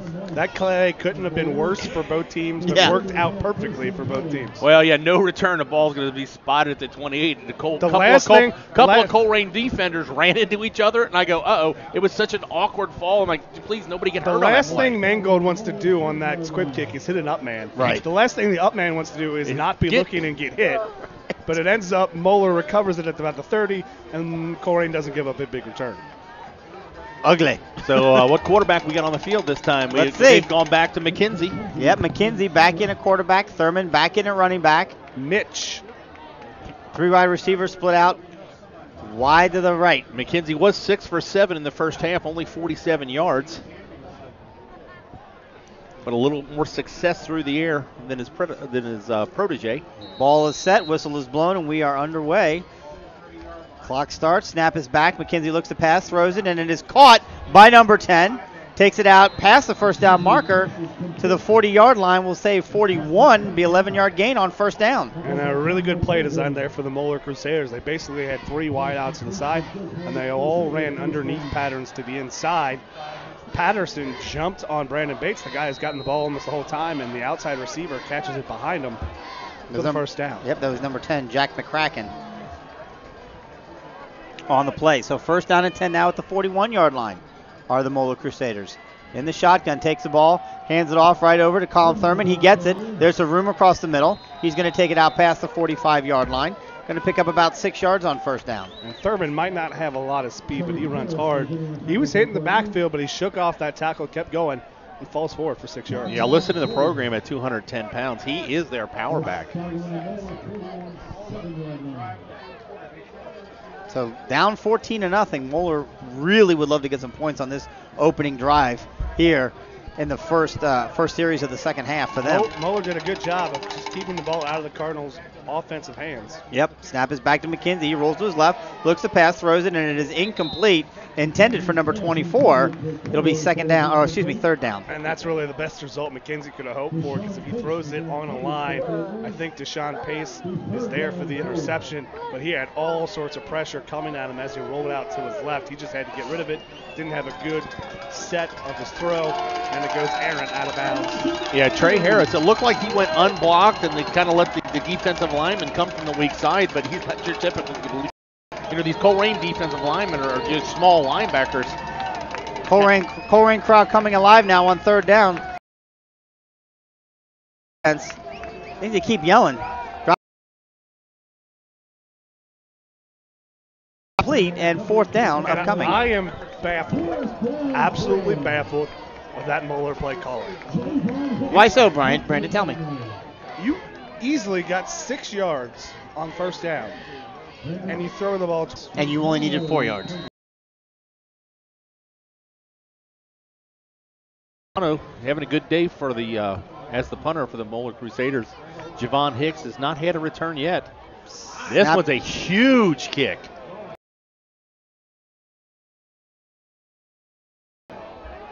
Wow. Well, we'll give the Crusaders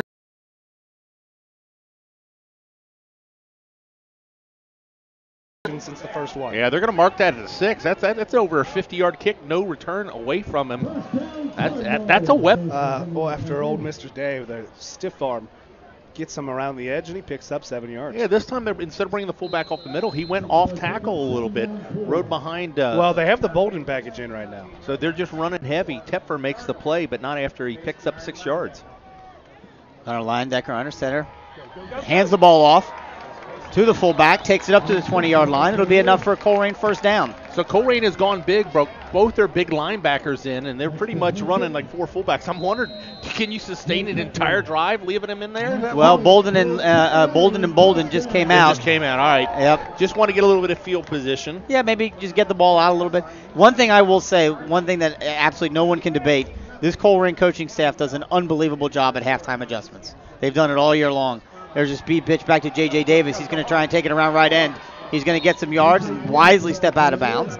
But he gets all the way up to the 30-yard line. So it doesn't look like a lot, but that might be another first down. Yeah, the only thing that stopped him was the put him sideline. Officially at the 29. Yep, going to be a yard short. Yeah, both him and Sincere Jones have shown the speed to get outside. They haven't broke the long one, but they've got to get substantial gains on the outside. Absolutely. So we're going to see the I formation for the first time. We've got a whistle. We got a official timeout here. Looks like we've got an equipment issue with number 3 for Moeller. Second there again to thank all of you for joining us here at wearecolerain.com again. Well, they're looking inside the helmet. I believe that's a contact lens. How about that? Well, thank you for that. And all of you listening on watching on replay on Waycross Community Television. Thank you for watching. Seeing's an important thing in football. Your ability to see is going to be important. Unless you're a USC long snapper. So the I formation for the first time for the Colerain Cardinals is 2nd down and 1. Yep, Gunner takes it, hands it off to the fullback, Ivan Pace Jr. It's going to get to the 30-yard line, and I think that's going to be enough for the first down. Yeah, he needed the 30. He got the 30. He was actually stopped in the interior line. I believe that was the big man we talked about earlier. Mr. Mulaney. But just Mr. Mulaney. Yeah, that was a weight room first down. He squatted him a yard. Yeah, well, Mr. Mulaney, talk about him being a junior. I think like the Moeller first down earlier, I think that was more of a geometry thing, the angle, and he just fell forward for the 1 yard he needed. Yep, so Gunner takes it, fakes the handoff, keeps himself, runs around right end, gets stuck behind a couple of guys, but makes a miss and stays on his feet. And Gunner Leyendecker into the open. He's down to the 40, the 35, the 30, and gets pushed out of bounds. First down, Cardinals. For the first time tonight, we see off the outside, stop the flow, but Leyendecker takes one step back up the middle, then bounces it outside. He uses the overflow. The D finds some space, and if it's not for number 84 again, catching him from behind, he's got it deep into Moeller territory. Eric Willis, touchdown saving tackle. This time Gunner takes the ball, hands it off right over the middle. You know, and you don't make runs like that. As I said, he brought that back in the middle of the field, but your offensive line, they did a really good job sustaining their blocks. Allow him to come back and find the lanes. Good job so far tonight. They can't go without mention. It's T.J. Ganella, Jacob Davis, Aaron Schwender, Rusty Feth, Taj Roberts, Nick Kroger, and Luke Ponting playing tight end. We can't understand. That was a weight room from Gunner Leyendecker, too. There were several Moeller hands on him, and he just powered right through it. I honestly thought he was going to be taken down after about a 6-7 yard gain, and he just kept those feet moving. So now it's 2nd down and 8. 29-yard line. Yep, there's a speed pitch. J.J. Davis wants it then. He's going to get around the end on this one. He's going to get to the 20 and get taken down way out of bounds, and there's the flag. Yeah, that's either going to be a late hit out of play or it might be a horse collar. Here's the big thing. For Moeller, if it is a horse collar, they want that penalty. Yeah, but if it's a personal foul on 84, that'll be his second personal foul, and he would be disqualified for the remainder of this. What was the call? Contest. What was the call, Chris? I didn't see. I apologize. I missed it. Well, he's still in the ball game, so they must have called it horse collar. Yeah. So the Cardinals get benefit of a Moeller penalty there, late tackle downs, or horse collar, whatever it was. Yeah. It had to have been horse collar because, again, 84 already has one personal foul. A second one would be a disqualification. Gunner Leyendecker takes the ball. Oh, and he slips and falls down. Oh, and he had the blockers there, too. Yep. He went to plant that foot, and Turf Monk got him right there. A good tackle. At the 9-yard line. Whoever painted that stripe there just painted it a little high. Actually, I don't believe that's painted. I just think that's different colors. Just let me have it, Brandon. Okay. For the love of all that is good and holy, just let me have it. You don't have to always correct your father. 14-0. The Cardinals looking to add some more. There's the handoff across the middle. Good push by the offensive line. Is going to take it down to about the 6, where it'll be 3rd down. And normally, we're very happy for Ivan Pace to be this big, bruising running back. That time, I think he has a touchdown if he's a little skinnier. If we get through that hole, because the hole was there, but Moeller able to close it off, and he just can't power through, and has got down at just about the 5-yard line. So Colerain had a lot of success with the pitch outside, getting their athletes in space. Going back to the wing formation, we see the counter for the first time, or the Colerain speed going to get there. There's a fake pitch. Gunner Leyendecker looks the pass and he throws it to a wide open receiver in the end zone. Ponting. The tight end, Luke Ponting, puts 6 more on the board for the Cardinals. Touchdown, Colerain. They run J.J. Davis in space. Everybody was going after that speed pitch. Gunner Leyendecker tucks it back in, rolls back to the right side, finds his tight end just slipping out of there. Luke Ponting with the touchdown. Colerain up 20-0. Chris Mangold on to attempt the extra point attempt.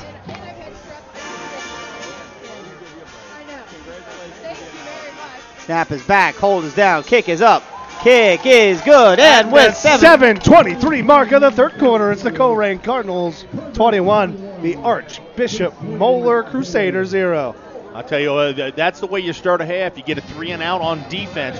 You get pinned back in your own zone, and you take that, 94 yards. 94 yards in 6 plays. If I'm counting. And you talked about halftime adjustments. That was it. Yep. Earlier late in the second half, we saw them kind of jump on that speed pitch to the outside. Colerain Cardinals fake it this time, and Luke Ponting going the other way. Wide open. All alone. And wide open in the end zone. Leyendecker basically stopped on his bootleg and just lofted in the air. And for the second time, finds a wide open receiver. This one alone in the end zone for 6 points. And Luke Ponting with his first touchdown catch of the year. So again, thanks for tuning in to our broadcast live on wearecolerain.com. You can reach us in the booth at radio@wearecolerain.com. Let us know where you're listening from. If you're a alum, maybe what year you graduated from, or you don't have to share that if you don't want. 6 states so far. Yep, we've got 6 states checking in so far. Love to hear from more. Of course, if you're watching online, You can just reach us right there in the chat room. Had a lot of former players reach in. And if you're a former player and you know other former players and you're under the age of 40 and you use Twitter, let this Colerain football team know what a great job they're doing throughout the course of the week and encourage them to continue to do well and carry on the tradition. The fair catch caught by Moeller's Brendan Bates at the 35-yard line on the pop-up kickoff by Chris Mangold. Yeah, no return. We've seen that. When you've got a dangerous return man, you'll give up the 30, 35-yard line. Trust your defense. Make them come down and score. Down 3 scores. You know, Moeller's going to have to start throwing the ball, but really this big offensive line is having trouble with the speed and the rush. Really has not having a lot of time throwing the ball. So I expect maybe some screen game going on here, trying to find your tight end in some crossing pattern. They're going to have to be methodical, but they're going to have to work quickly. So 7:23 to go, 21-0, Colerain here. Lots of time left in this game. Defense needs to continue to step up. There's McKenzie one more time in the middle, hands it off to Colin Thurman. Good defense. A little bit of extracurricular there after the whistle. Only about a 2-yard gain on the play up to the 30. Ball was officially caught on the kickoff at the 28. Yeah, Chris, I saw that. That's the good kind of extracurricular. Javon Hicks along with Carrington Valentine. Yep. Just a little bit of, they got slightly after whistle, but it's evenly matched. They're gonna, and then when they finally got stopped, they kind of looked at each other and patted each other on the head. Good sportsmanship showed by both players. Absolutely. Down and 7. McKenzie drops back, looks to pass, throws on 1, short of the first down. Yeah, they're trying to get their Cahoe, their speedster out there, and he did. He picked up a couple, but no yards after catch. Impressed me with not just his closing speed, very sure tackler on the outside. You can really trust him one-on-one. Speaking of former Colerain players, TJ Dula was. TJ, all right. Love it. So 3rd down and 2. Back, McKenzie looks to pass. He throws it, and it is almost into the hands of Sincere Jones. If you are not going for it, what are you doing right now? So that was an interesting. They run. If you're not going for it, what are you doing right now if you're the Moeller Crusaders? That's a great question. You need 2 yards. You're down 3 scores with 6 minutes left in the game. You got 8 yards on one play. You throw it on 3rd and short again. Set up a punt situation. And again, unless you're going to fake it here, you've given away another possession. Yeah, I agree. I don't understand it. I mean, down 3 scores. You've got to, at some point, put the ball in the hands of your offense and say you can get 2 yards. But they don't do that. They punt the ball again, and this is not a particularly good punt. It's going to bounce and picked up by the Colerain Cardinals, Javon Hicks, because he just can't help himself and takes it up to the 34-yard line. He picked it up 2 and made it 2 yards after it had already. West Claremont. Sycamore scores in Canton, McKinley, elsewhere, touchdown. All right, 6 minutes to go. Patience following his blockers. Jacob Huber is out there doing a good job sustaining their block. He's going to give him 9 on that all the way out to the 43-yard line. Yeah, Javon Hicks in, Luke Ponting out. You know what I love to see here? That first down? That wheel route again. I want to see that wheel route again. I'd like a first down. I know, but I'm saying I like that wheel route right here. Because your second down, he can come out of that wheel and Gunner can hit him in stride. He's gone. Yeah, it's too early to worry about the clock, but you just want to march the ball. There's fakes the handoff and pitches it backwards. J.J. Davis has got it, sidesteps, make a man miss, and picks up the first down. That was one of the ugliest, prettiest plays I've seen in a long time. He pitched that ball backwards 3 yards. The fullback was blown up. The quarterback was blown up. He got the ball. J.J. Davis is actually going to be stopped for a loss, but it just kind of played a little whoopsie. Yeah. I tell you, the best part of that play. Taj Roberts. You see that play? Taj Roberts. Great block downfield. And he protected his running back from the linebacker there, tried to hit him as he's going out of bounds, and Roberts just said, no, you're not touching my guy. He's going to run out of bounds, and kind of blew him up. So 1st down and 10 for the Cards. Gunnar Leindegger takes the ball, fakes the handoff, keeps himself, takes it around end. It's a very late pitch, caught by Deontay Smith-Moore. He's going to pick up 12 yards and another Cardinal first down. And I don't know if he did it at first, but I'm going to give him credit. A very good student. Deontay Smith-Moore is being chased to the borders, and he slides. It looked like he laid down on purpose to stay in bounds to keep the clock moving. I may be giving him more credit. You're probably giving him more credit. He could have just tripped over the high paint on the field, but either way, it's a first down run for the Cardinals. I'm going to watch this on replay to see how correct I am. Okay. At the Moeller 40-yard line. Gunner on the center. fakes a pitch, drops back, looks at pass, got some time rolling, hits a wide receiver, immediately tackled. It's actually going to, I think, be a loss or very close to the original line of scrimmage. Yeah, they're going to mark him about a yard, maybe two loss on that. And that's fine. Aaron linebacker, give up 2 yards not to lose about 10 on the play. And a good play by Moeller up front. They kind of ran Ivan Pace there on a fullback wheel out of the backfield. Was he covered? But he got hit really well at the line of scrimmage. And you're at the line of scrimmage, you're allowed to hit and not hold completely, not make a tackle, but do a good enough job of not letting him get off clean. And it wasn't there. They covered the post. Linebacker does a good job just to lose 1 yard. Sincere Jones on a speed pitch. He's going to take it and run around the end. Well defensed by Moeller. Taken out of bounds at about the 30. Well defense, but Sincere Jones still picked up 5 yards. Nope. Now they're moving it back. Okay. Picked up 3 yards. Yeah, he didn't get much on that. So third down, they're going to need about 7 yards of ball spotted at the 37. You know what? This might be 2 down territory. Or at least a spot for a fake. And they're going to let this clock roll and call timeout? Taking a long time. 5 seconds on the play clock. Nope, they're not. Look at that. Linedecker drops back, looks at the pass. It's a jailhouse break. They had 4 linemen coming right at Linedecker, and he just kind of threw it away. And again, I know you want to get guys in the pass pattern, but that's the second time they've tried to run that, and there's just no one back to block. It's a lot like the Bengals situation where they sent the back out of the backfield, and there's no back there to really chip and give any protection so he can look for an open receiver. So Colerain is going to bring the punt unit on. He is your third string quarterback. This is deep in the Moeller area. Stop. Lawson Sandowski standing right at about the 50-yard line, and maybe he a yard does like off. to kind of catch it and run with it and then draw the defense and kick past him. Oh, he's got it, and there's good pursuit by the Moeller Crusaders, but good Lawson Sandusky. It's and caught. A better and then an immediate tackle. An open field by your senior wide receiver. Base to the other side, but Huber holds on. Josh, great tackle. Moeller's going to take over. Who's at quarterback? They're sticking with He's sticking with McKenzie. With McKenzie. He's your thrower. Their ball's going to be at the 17-yard line. It was an interesting situation they had there in the second quarter. Different running back, different quarterback, but you're right. They're sticking with McKenzie. Drops back, looks to pass, throws it out in the picked off, and it is intercepted. Dan Bolden's got it, and he's headed to the land of 6. Touchdown, Cardinals! Just a quick slant over there. Bolden reads the route, tips it to himself, takes it into the end zone. Defensive score. Colerain Cardinals defending the home field, up 27-0. 3:31 still in this third quarter. Dan Bolden steps right in front. Again, they run that trips formation. They try to run 3 wide receivers in patterns to the underneath. Dan Bolden just steps right into it, tips the ball up to himself, and he's in the land for 6. Chris Mangold on to attempt the extra point. Snap is back, hold is down, good pressure. Kick is up, and kick is good. And at the 3:31 mark of the third quarter, it's your Colerain Cardinals 28, the Crusaders of Moeller 0. Yeah, thanks again to all you WeAreColerain.com followers. You remember, you can contribute to the boosters by your upper right-hand corner. Give us a click.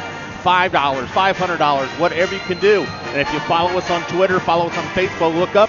We've got a new formula for our corporate boosters who can join in here. And if you're a Moeller fan listening, hey, support the Moeller boosters too. Anything that you can do to support your community, to support the players on the field, the students in the classroom, join the boosters, invest in your future. And support your local community, Waycross Community Television. Thank you for joining us on this broadcast. We'll have the playback schedule on Twitter later on, and we'll post it on our Facebook page so you can watch this game in its entirety.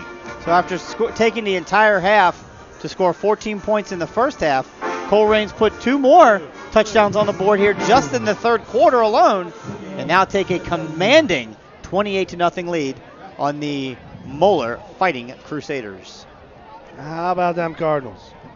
Well, I'll tell you, it can't be understated, the unbelievable ability that this coaching staff has had, and they've had it for years, honestly. And I think they're honestly one of the more underrated coaching staffs in the city. But their halftime adjustments are just fantastic. Another pop-up kick, another fair catch by Brandon Bates. And those of you listening live, including one Julia Bolden, wants everyone to know that she taught Dan everything he knows About playing linebacker? about playing linebacker, intercepting those balls. Julie Bolden. Thank you for that. And thank you to all the former players and alum who are listening tonight live on wearecolerain.com. We love to hear from you here in the booth, radio at wearecolerain.com. Share some of your stories if you're a former player.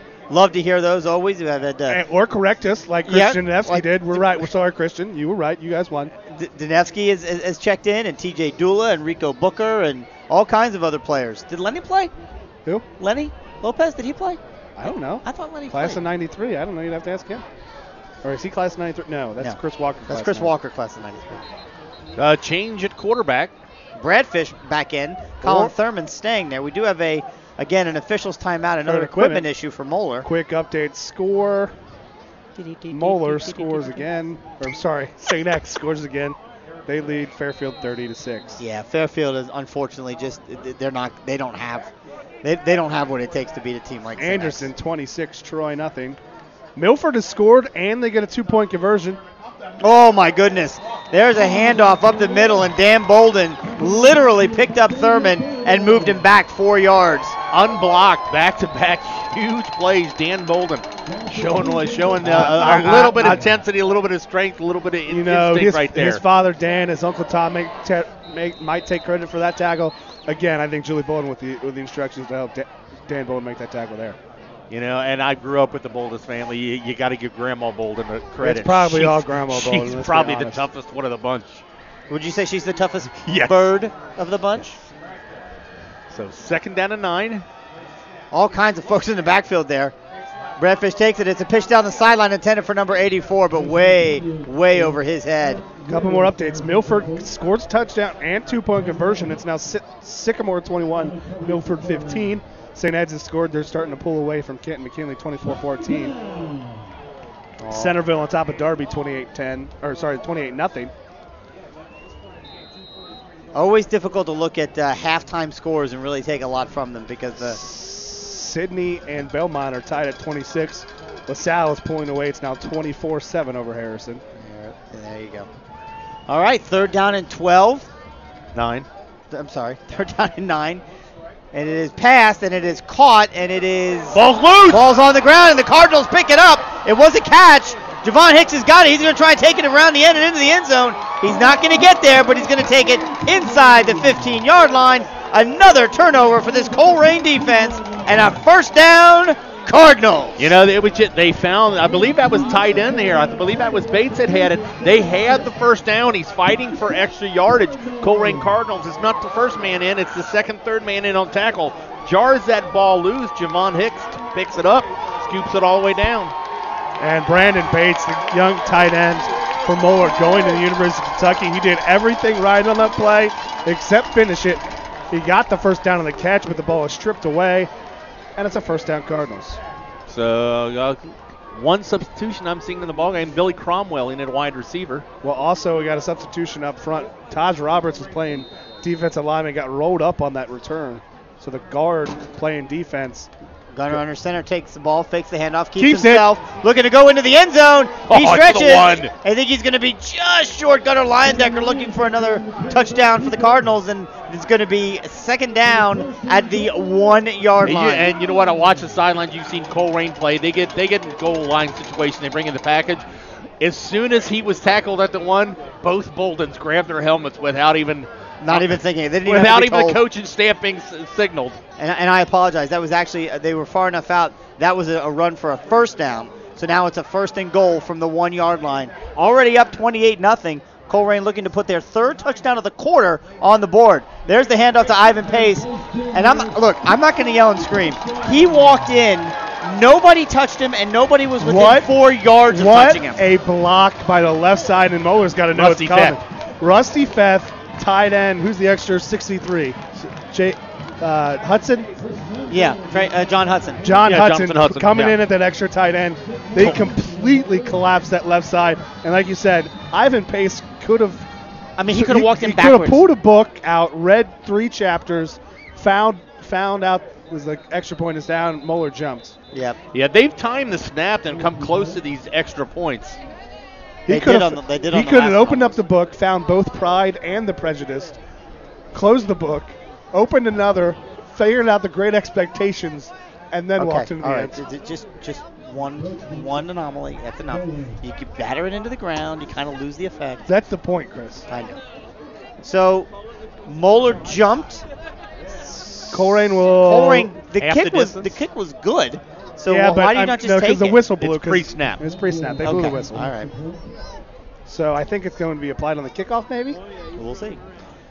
Mangold on for the extra point. Snap is back. Hold is down. Kick is up. And at the 2:21 mark of the third quarter, the Colerain Cardinals lead the Archbishop Moeller Crusaders 35-0. And special note, the fact that it's 35-0. Will result in a running clock as soon as the ball is fielded by the Moeller Crusaders. You know, I never would have predicted it before the game because you just don't know. But if you would have told me that they would have had a running clock at any point tonight against Moeller, I'd have said you're nuts. But here we are with 2:21 to go in the third quarter, and this defense has come and played lights out against Moeller, and the offense has done everything that it needed to do to overcome a couple of early fumbles, a little bit of nervousness, but they've stepped up. And again, it's a long game, and it's not won in one quarter, and these players understand that. And here's the great part, especially on the offense for the Colerain Cardinals. A lot of juniors on this team. Almost the entire offensive line. The quarterback gunner is going to graduate. We know that. But J.J. Davis, Sincere Jones, Ivan Pace, they'll all be back next year. 2 running clocks are now on. 3. One here at Colerain Moeller. One at St. X Fairfield. No.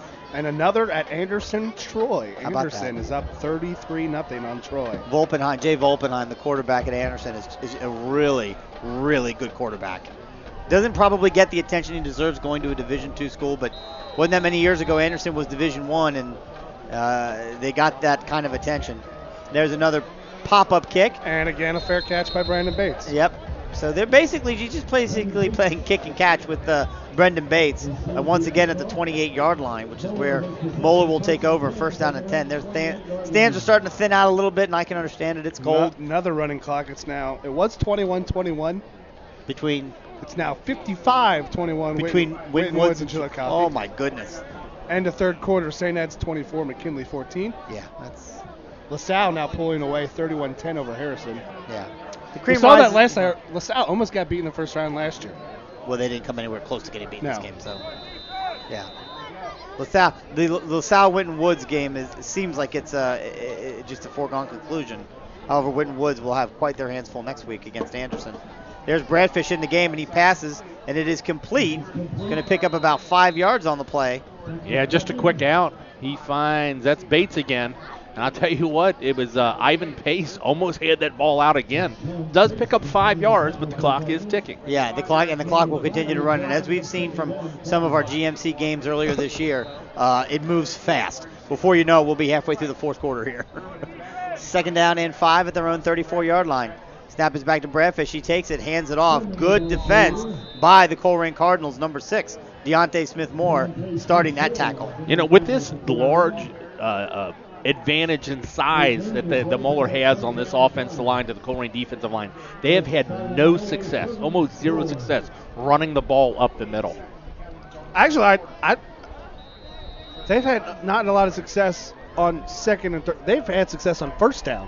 It's the other downs where they've kind of been stopped, and you really got to question Moeller's play call at times with that situation. So third down and 5. Snap is back. Bradfish looks to pass. It is picked off by Bolden again. Intercepted. The second one for Dan Bolden. He's got a man behind him. Let's see if he can stay on his feet. Oh, he stepped out of bounds. Oh, he stepped out of bounds. Dan Bolden so close to having his second pick 6 of the night, but taken down to the 10-yard line. Call it the 9, and that's where the Cardinals will take over. First and goal. If he just would have listened to his sister, Julie Bolden, he probably wouldn't have stepped out of bounds on that play. You know what? I'm going to give credit. I think I saw there's that ball was tipped at the line of scrimmage. Trey Harris, I believe, was the one that got a hand on the ball. That's unbelievable that, Dan was there. That ball was popped up, and he was like just waiting forever for it to come down. And he finally got it, but again, he got pushed out of bounds. They're going to mark it, I think, at the 9-yard line.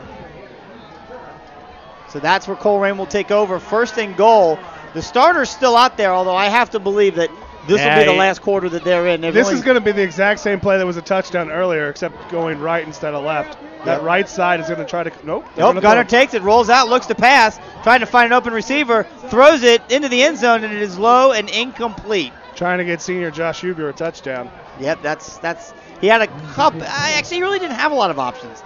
Moeller did a good job on coverage that time. So it was a flood pattern. You had Bolden, and Huber. Yeah, tried to run a little comeback route to the flag and just threw it a little short. And that'll be the final play of the third quarter. And after 3 quarters of play here at Colerain High School, it's the Colerain Cardinals 35, the Archbishop Moeller Crusaders 0. And thanks everybody again for listening in. Thanks to everybody from Waycross Community Media. Allows us to showcase our student athletes. If you like what you hear, if you like what you see, want to be part of a broadcast or even create a broadcast of your own, they've got classes to teach you how to run the camera, to work in the truck, to be in production, and you could be behind the mic. So remember, that's www.waycross.tv/volunteer or 513-825-2429. Also, a final reminder, if you're listening, again, obviously, barring what would be the most unbelievable comeback maybe in high school football history, the Cardinals are going to win this game. Again, an entire quarter to play, but the clock is at a running clock situation. Now, again, the clock will go back to a regular clock if Moeller scores a touchdown. But with Colerain sitting on the 9-yard line, 2nd and 9, looking to maybe go in and really put it away.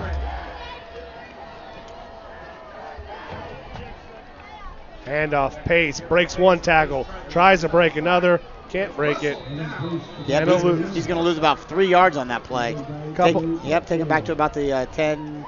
We'll give him forward progress to the 10. Actually, and this time Moeller knows what's coming, and they kind of jump it. Yep. Couple other score updates. Sycamore scores. They're now up 28-15. They will likely play the St. X Bombers. The Bombers gave up a apparent 80-yard touchdown. There's some chaos over at St. X right now. Yep. Fairfield busted an 80-yard touchdown, apparent 80-yard touchdown run. By the quarterback, right? Jeff By the Tice? quarterback. He's tackled as he goes across the goal line. Fairfield thought he was in. St. X thought it was a fumble. Referees called a fumble recovered by the Bombers in the end zone. Only the St. X, the stuff like that happens. Shotgun. Gunner takes it, and it is tipped by number 51. Justin Davidson got his hand on it and knocked it incomplete. Yeah, they tried to get the running back Pace out of the backfield there. He swung out, ran clear out routes in front of him, and he had some space in front of him. He didn't think he was going to get him, but he might have picked up It was a really similar play we saw earlier in the year to J.J. Davis, where they run the clear out, try to find some space, hit the back out of the backfield in the flat area. J.J. Davis scored a touchdown there. I don't know if Ivan Pace has enough space to get him in that So part. Chris Mango comes in to attempt a 27-yard field goal. Snap is back, hold is down, kick is up. It's a line drive kick. And it's good. And it's good. 23 to play in the game. Colerain Cardinals 28. 38. Moeller Crusaders 38. Moeller Crusaders 0. So again, as I was saying before, Colerain goes on to win this game. They will get the winner of the Mason. And as we speak, barring something miraculous, with 3 minutes remaining, Mason with the ball on 4th down. Third down, 19-0 over the West Claremont. So more than likely the Colerain Cardinals will playing the Mason Comets next week. And of course that'll be at a neutral field. We'll be leaving the friendly confines of the cage here, but we'll be on the road next week. Same bat time, same bat channel. So the game is on Friday night at 7:30. It will be somewhere, we don't know where, except that we can guarantee it won't be here, and it won't be at Mason High School, which is where so many of our games have been. Wouldn't it be great if we went to Hamilton? What we also know, if we play the Mason Comets, is we'll get a heavy dose of Matt Sora. Yeah, absolutely no question about it. Matt Sora and the Mason Comets came here earlier this season, and the Colerain Cardinals really did a number on Matt in the second half, only allowing him, I think, 3 total yards in the second half. Ended up winning that game 36-10 against Mason. Again, no past performance is no indication of future performance. Mason's only lost 2 games all year. Colerain and in my opinion, inexplicably to Sycamore. Couple other score updates. Wyoming defeats London 10-7. The whole city? All of the first half upsets going on up in Cleveland, yeah, those didn't finish. Mentor destroys Stoneman Run Falls 42-7. Ignatius defeats Perry 24-7. There is an up and 8 beating in 1. Lorraine leads Toledo Whitmer 20-14. Oh, Region 2. That's who knows what's going on there. Zemango pops one up. He tries to find a little soft spot in his own. A great play. Nice scoop by base. No return. Ball's going to be spotted at the 35. But, yeah, he just popped it up. And instead of this time, he found an empty area. If that ball hits, it's kind of a live ball. Bates makes a diving catch. Headsy play. A nice grab by the Kentucky signee. You know, that might have been it. I just think he didn't hit it well enough and missed hit it. I'm not. We'll give him credit there. I don't know if that was on purpose that he was that short. Well, there was a huge gap right where he was going. Yeah. So Moeller will start off on their own 36-yard line, trailing 38-0. Clock is running. Bradfish now and back in they've a switched quarterbacks again. Yeah.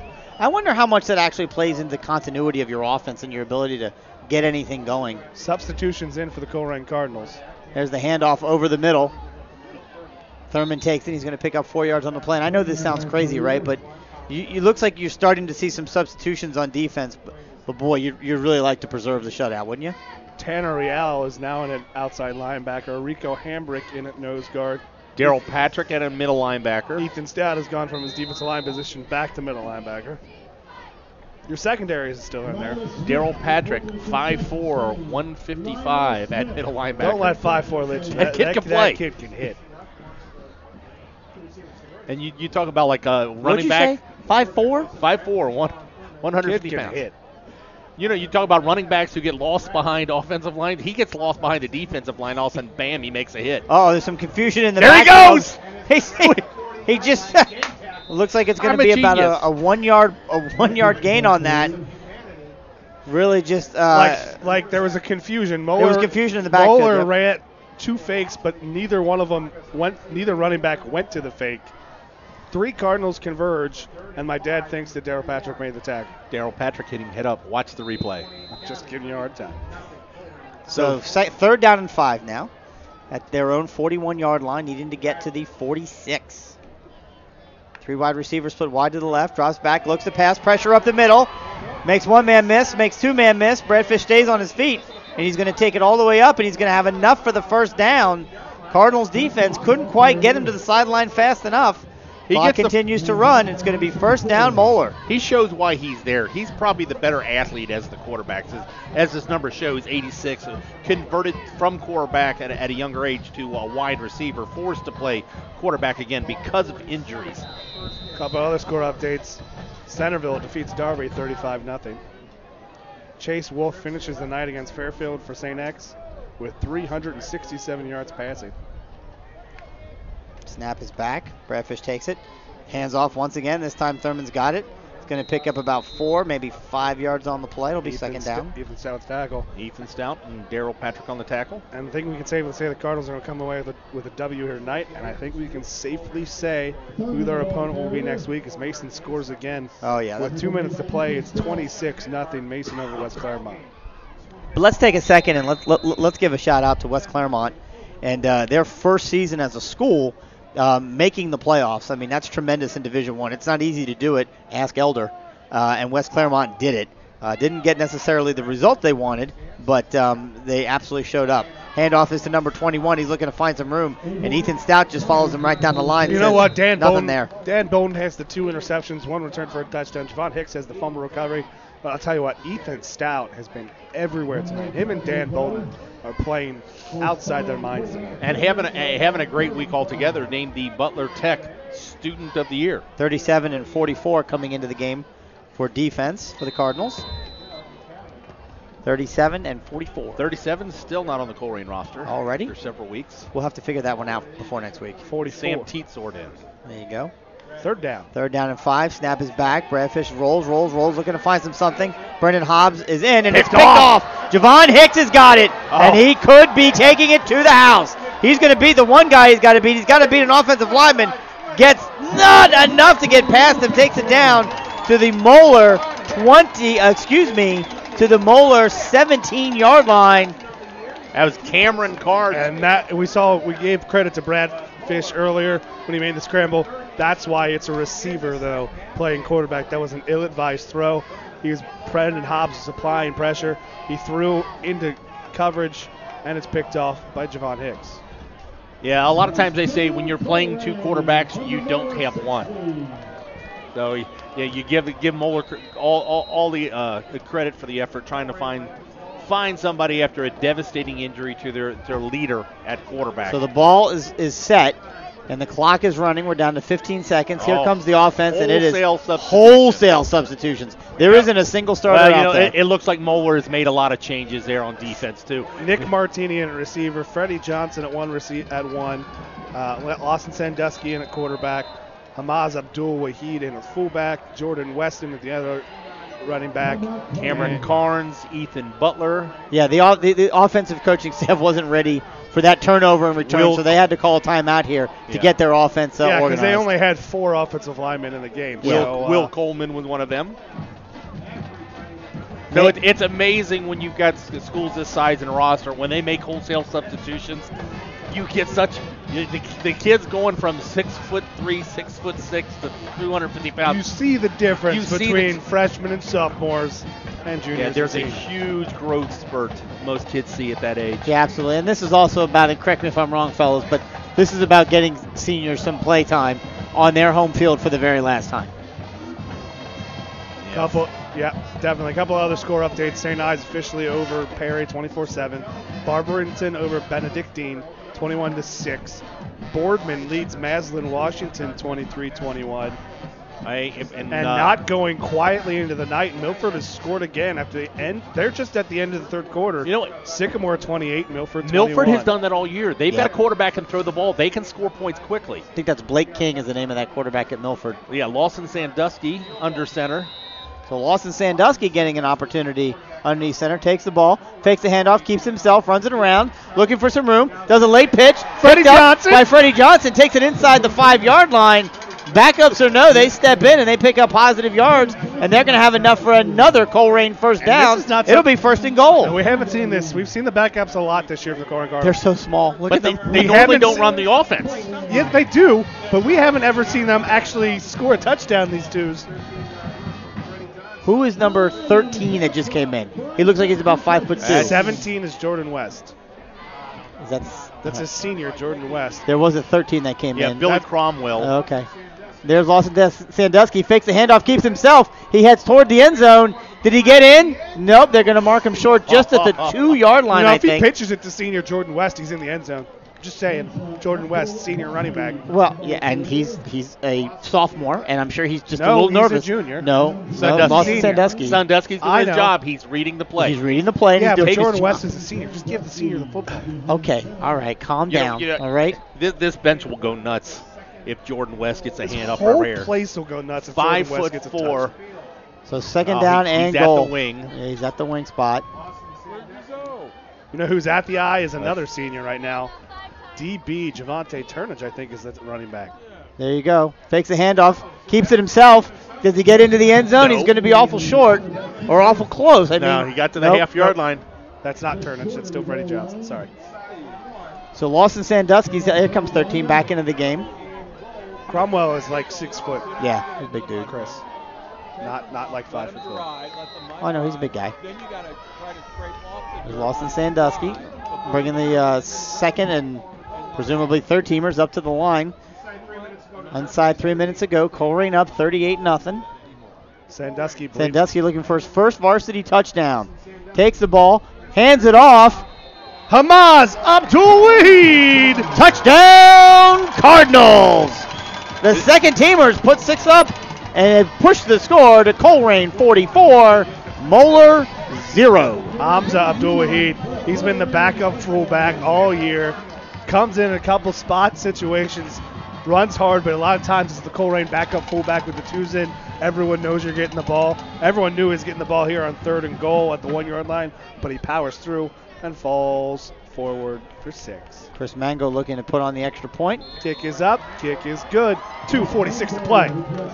Colerain Cardinals 45. The Archbishop Moeller Crusaders 0. You know, I always look after the play. You see little things happening. The first person to meet him Wahid on the sidelines was starting fullback Ivan Pace. Yep. So Came over and did a little jig with him, did a little dance with him to kind of promote him a little bit in his thing there. So the Colerain Cardinals with 2:46 to go jig. did a little jig on the What is sideline. this, the The Fighting Irish. The 1920s? Colerain Cardinals. Hey, I thought he was going to bust out the Charleston. I'd have been all right with that. Colerain up 45-0. This game all but over with a running clock. More than likely, the offense won't see the ball again. All but over. It's all but over. I mean, it's 2:45 to go. They're going to move on next week, and they're going to play the Mason Comets, who, again, we played earlier this year. They normally make that announcement, on a Sunday night? Well, I can tell you definitively, it's usually, the location will be made sometime Sunday, and, of course, we'll have it for you on wearecolerain.com with our, information early on in the week, along with ticket sales and information. If you're here in the Cincinnati area, you can, of course, come up to the high school. You can head right into the new athletic offices, which are in the old vocational building. So a little bit easier to get to. You can get tickets there. Of course, you'll more than likely be able to buy them at the gate, because I'm sure the venue will be large enough to handle the crowd. And it's going to be a good old GMC throwdown between the Comets and the Cardinals. Of course, the Comets have an 0-10 record against Colerain all time. So you like my Comet sounds? I do. I don't know that there's actually sound in space, but we'll go with it. Ooh, It's a vacuum. Science-y on me. So There's also no fire behind it like you see in the picture. That's true. There's just a trail of ice. Trail of ice. So Mango gets underneath it, and it's a short kick. Fair catch called, and unfortunately he dropped it, but then fell right back on it, did the Moeller up man right there on the 30-yard line. So, fellas, you think that's kind of the new thing going forward here? Or what? At least against a team like Moeller, where they got Kyle back there, KO, sorry. Yep, KO. Who's a really dynamic returner. I'm fine with it. Give up the 30-yard line with your defensive stout. I got to tell you, this might be a record. That might be more returns tonight for Brandon Bates than he's had in his entire career. That's possible. That's possible. that's at least 4. Look, guys, so I got to ask you here as we kind of finish out the game here. Did you see this coming? Because I certainly did not. And Moeller still has her starters in. No, they don't. Not all of them. No, they Not all. don't. We got a few. They've got a They have couple their of- seniors in. And that's fine. It's 45-0. The game's over. They're just going to run the ball. They're not Lakota West going to throw it over top. It's a nice stop up there in the middle. That was Mason Hill. 15 in the ball game for the Colerain Cardinals. So, again, Darian Steele. 38. Also in the ball game, number 38 is Davion Bates. 46. 46 is Brian Beavers. 89. 89 is not listed in the program. are you giving out lottery numbers? That's what it sounds like. Alonzo Kendricks and Javante Turner and Joshua Wynn for the Snap Cardinals. is back to Bradfish. He takes it, hands it off. Look at who is 42. He made the play. I'm telling you. That's Daryl Patrick. Man, he's in the back. Someone should. Just a junior. He'll be back next year. He makes plays. He's all over the place. Chris, you want to continue with your diatribe? I was just going to ask you guys, I mean, what are your thoughts on next week's game versus Mason? Just got to do what we do. I love throwing that You kind love of that, open-ended Chris, question I to feel you like- guys because you're clueless. You're not even thinking about it. You're like, 50 I don't know is what's in the going ball on. game for the Cardinals. Like it is what it is kind of Rico thing. Hambrick. 53, Mason Hill. Encourage you to follow us on Facebook at We Are Colerain, as well as Twitter at We Are Colerain for all your news and information. 3rd down and 8. on Colerain Athletics. Rico Hambrick and Daryl Patterson. Daryl Patrick combined for the tackle. It'll be 4th down. Moeller probably doesn't have to snap. Well, they're going to have to snap it at least once, but I think they're just going to turn it over on downs here. Actually, the referees haven't even set the clock. It looks like both coaches are fine with it. They'll just let the clock go. They won't even start the play clock. Hey, real quick shout out here to a couple of cross-country runners, Shelby Truitt and Madeline Fry, going to be running at the state cross-country meet tomorrow morning. Best wishes to both of those young ladies in their quest to finish in place in the state cross-country championships. One more snap here and we'll finish this one off. It's a snap back, there's a handoff, and they're going to be tackled Daryl right at the line of Patrick. scrimmage. Ooh, Mason Hill with the tackle. Clock will hit zeros, and final here from Colerain High School, your Colerain Cardinals 45, the Moeller Crusaders 0. For Brian Wyatt and Brandon Wyatt and all of the volunteers and supporters at wearecolerain.com and Waycross Community Media, we thank you for listening to tonight's broadcast and look forward to entertaining you again next week when the Colerain Cardinals advance and move on to play the Mason Comets.